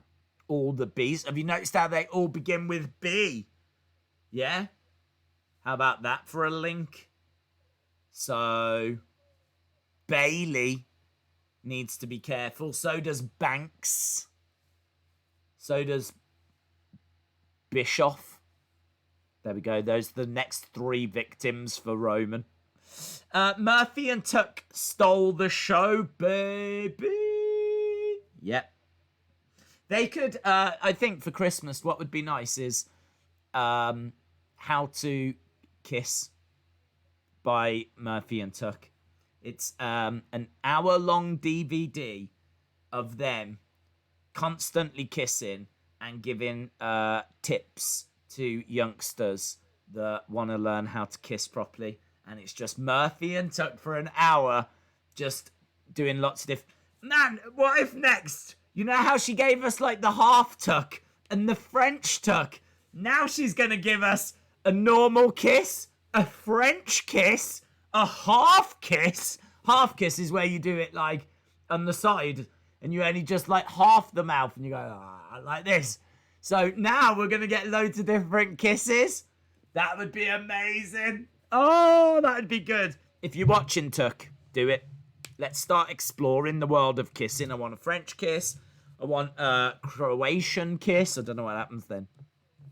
I want a Russian kiss. That's where you kiss and then you hack into an election straight after. So I want to explore lots of different kisses. Hour-long DVD. Make it happen. Make it happen, WWE. I don't ever ask for much, but that's what I want for Christmas. That's what I want. Can you go to Smith's? Not right now, WWE figure matches. It's 8 minutes past 2 in the morning. Murphy and Tucker under the mistletoe coming this Christmas. That'd be brilliant, wouldn't it? Mary says, no! What do you mean, no? What do you mean, no? Wrestling Days fan says this is not PG anymore.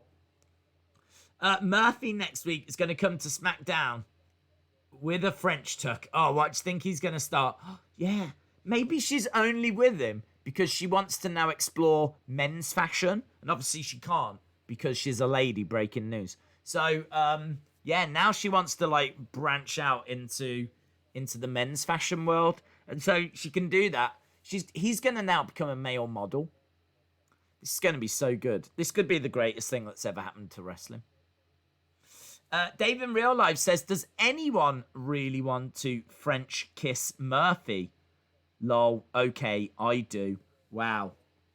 Big confession there. I heard that's why Emma left you, my friend. That's the word on the street. She left because of your obsession with Murphy. Look at this. Look at all the hearts and all the love that's in the chat right now. You love to see it, don't you? You love to see it. This is what wrestling has done for us tonight. It's brought love and joy into our worlds. Who knew that SmackDown was going to deliver that? Pablo Gamer says, next week Murphy's going to do an Australian kiss. That's where you kiss upside down, isn't it? See, I know all of them. I know them all. Were you surprised that Jey joined Roman? I didn't know what he was going to do, but I don't really know what choice he had. So, I don't know. And has he joined? You know, is he just going to get close and then turn on him? So, this is what I'm saying. I don't know. It's hard to know where we are with it. It's a very interesting story. You know, he's saying that he understands now, but does he? In his heart, does he? Is he really with him? Or is it all for show? Because, you know, you've got to remember, he might have bought some Christmas presents already. I mean, it is almost November. So if he's already bought, like, Roman's Christmas present, Roman's wife's Christmas present, the kid's Christmas present, do you know what I mean? He might have got the family or stuff. If he's going to get kicked out of the family now, what's he going to do with all that stuff? Might not be able to return some of those things. Do you know what I mean? That'd be a real waste of money. So I could understand him thinking, oh, it's just a bit too close to Christmas. Plus also, perhaps he's asked for something really nice. And Roman's getting that, you know, sweet main event money. So, do you know what I mean? It's what all I'm going to say is it's clever. Timing-wise, it's really clever. Get your Christmas presents first. Yeah? Have a great Christmas. All right. You're not going to be at the head of the table. Roman is, and all this kind of stuff. Yeah, you're going to have to call him Tribal Chief. Merry Christmas, Tribal Chief, blah, blah, blah. But get your presents, have a great Christmas, and then punch him in the face in the Royal Rumble or something. Just saying. Just saying.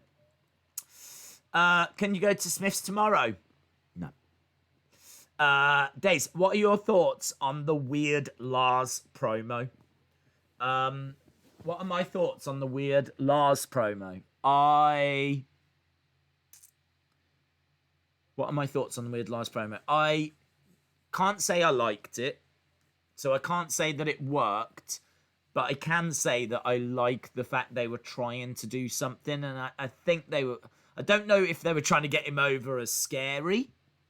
If they were, then having him in, like, a normal top and sitting there and not being that scary isn't a great way to do it. I don't know if they were trying to make him a face because he told the story about him being bullied as a kid, which kind of made you feel a bit of sympathy for him. And also he was like, why'd you call me a freak? You know, kind of made out that he was being bullied. So I kind of felt like, are they trying to make him scary? Are they trying to make him a face? Are they trying to make him a heel? Because also at the same time, he was also saying about the fact that, you know, he had them all screaming, the kids and the teachers and all of this. So I don't know what they were trying to do with that promo. I think they were just trying to show a different side to him than we've seen before. And I have to give him credit for that because we didn't know anything about him before. Like, at least they're trying to do something. It's just I haven't got a clue what they were trying to do. And whatever they were trying to do, I would say didn't work. So, mixed feelings on it. Hopefully they can go again and do a better job next time. Whatever it is, just hit the mark. If you want him to be a face, then make him a face. If you want him to be a heel, make him a heel. If you want him to be scary, make him scary. The list of Jericho. Lars should be commended for not being a serial killer.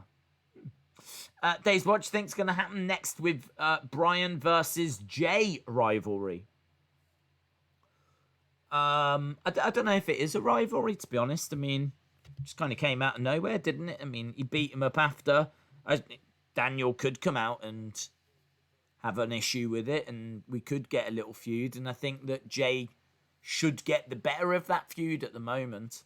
I thought it was a surprise that Daniel lost clean to Jey. I kind of feel like Daniel needs to explain why that's happened, because Daniel was a former world champion, 2-time world champion, and now he's losing to Jey Uso, who's a tag team specialist. I haven't really seen anything to imply that Jey Uso should be beating people of that caliber. I mean, that should be huge. The commentators should be really losing their minds that Jey Uso has just beaten Daniel Bryan. Like, that should be treated as a massive thing, but it's kind of lost, isn't it, to the fact that he's joined Roman. So I kind of feel like him joining Roman is the big story, and it is the big story, but him beating Daniel should be huge. Blixer Strawberry, shout out to you, my friend. Blixer Strawberry. NXT 205 pre-taped match. Kendrick and Big Match Mansoor versus Everrise. This might lead to Bryan versus Reigns at TLC, and he gets a rematch at the Royal Rumble. I don't know.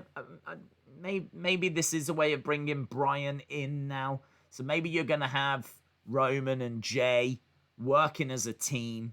I don't know that Jimmy can compete, so maybe it is just going to be those two. I mean, Roman's still going to have singles matches, but maybe they can do the odd tag match, and maybe you are right. I mean, to be honest, I hadn't really thought about it, but maybe you are right. Maybe Daniel is going to be... Wouldn't it be cool if he brought back Kane? Imagine if we got Team Hell No. What if we get Daniel and Kane against Roman and Jey Uso? That'd be good, wouldn't it? That'd be good. What's your thoughts on Khabib? He might want to come back. Yeah, well, to be honest, I didn't see that story, Monica, until you sent it to me. So I appreciate that. I looked at the article that was sent, and apparently Dana feels that after talking to him, that he could be convinced to come back for one more. Apparently it was like a heat of the moment thing, like the emotion and everything. I don't know where I stand on it. I kind of think that it was such a lovely moment, and again, you know, it's kind of perfect. Like, his dad's not there. The only fight he does without his dad, he had permission from his mom to do, and it's just everything's so perfect that you're just like, just part of me is like, go. Part of me thinks when it comes to Khabib, go. Just go. You got your health. You got tons of money. You're leaving as the number one pound for pound. Like, go. You've got a perfect 29-0 record. You're walking out as a champ. I mean, how does it get better? The only way it gets better is by having some more big fights to really cement your legacy. But is it worth it? Ultimately, is it worth it? Because even if he has some more fights and really gets himself in the conversation as being undeniably the best, it won't be long before someone comes along that's, do you know what I mean, 20 odd years or whatever, someone comes along that's the new hot thing, and they're now regarded as the best. So is it worth it? If I was with Khabib, I'd be like, walk away. 29-0, walk out as a champ, number one on pound for pound. Great story about how you got, you know, you spoke to your mom, and there was so much emotion. There's so much respect for him. I just don't think that the benefits are worth it. Just a few more wins. I mean, as a fan, I'd love to see him against GSP. So as a fan, I'd love for him to stick around and for us to get some more big fights, you know.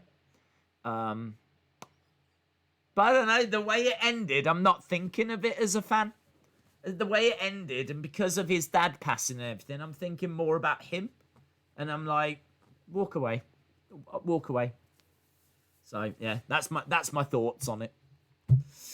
Dave says Khabib will come back for the big payoff match with Conor. I don't know. Maybe he would. Maybe he would. I mean, I don't know. To be honest, he's beat Conor, and there was nothing in that fight to suggest Conor could win next time. So, Khabib could maybe do. I'd love to see him against Usman. I mean, Usman is a great grappler. Usman is a champion. I think Usman undefeated as well, is he? I can't remember if he's undefeated or if he's lost one. But, I mean, like, he's dominant. Absolutely dominant. Drives people against the cage. Wears them down. Gets them to the ground. Ground and pound. Do you know what I mean? He's a beast.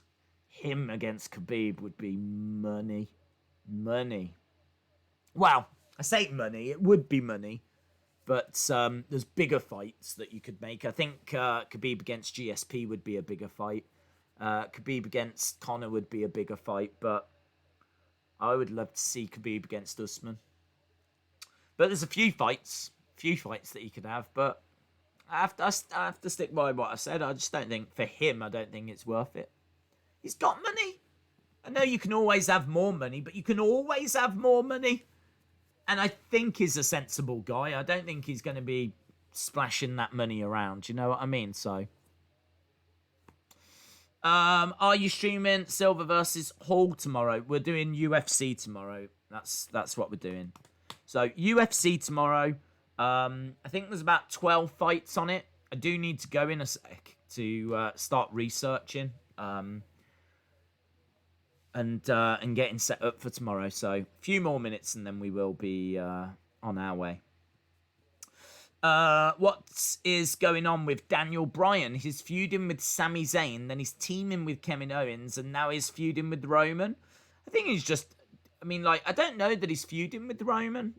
He might feud with Roman, but all's tonight was a qualifying match. I mean, there was no heat going into it. It was just Daniel Bryan versus Jey Uso, qualifying to get onto the Survivor Series team. So there could be a feud now following what happened after. We'll have to wait for next week. But it's an interesting story, isn't it? It's an interesting story. I think Daniel just wanted to have one more good run. That's what he was saying. And then it was Kevin that proposed the tag team idea. So Daniel was like, that's interesting. And then, like, bit of disrespect with Sammy backstage out of something Daniel said. So I like it. I like the fact that, you know what I mean, Daniel's got all these issues around him and he's not really causing any of it. He's not really caused any of these problems, but yet he's got all these issues around him. So I like it. It's an interesting story. It's an interesting story. Jim says, do you find it odd that Big Match Mansoor is never on NXT and he's only used on 205 pre-tapes?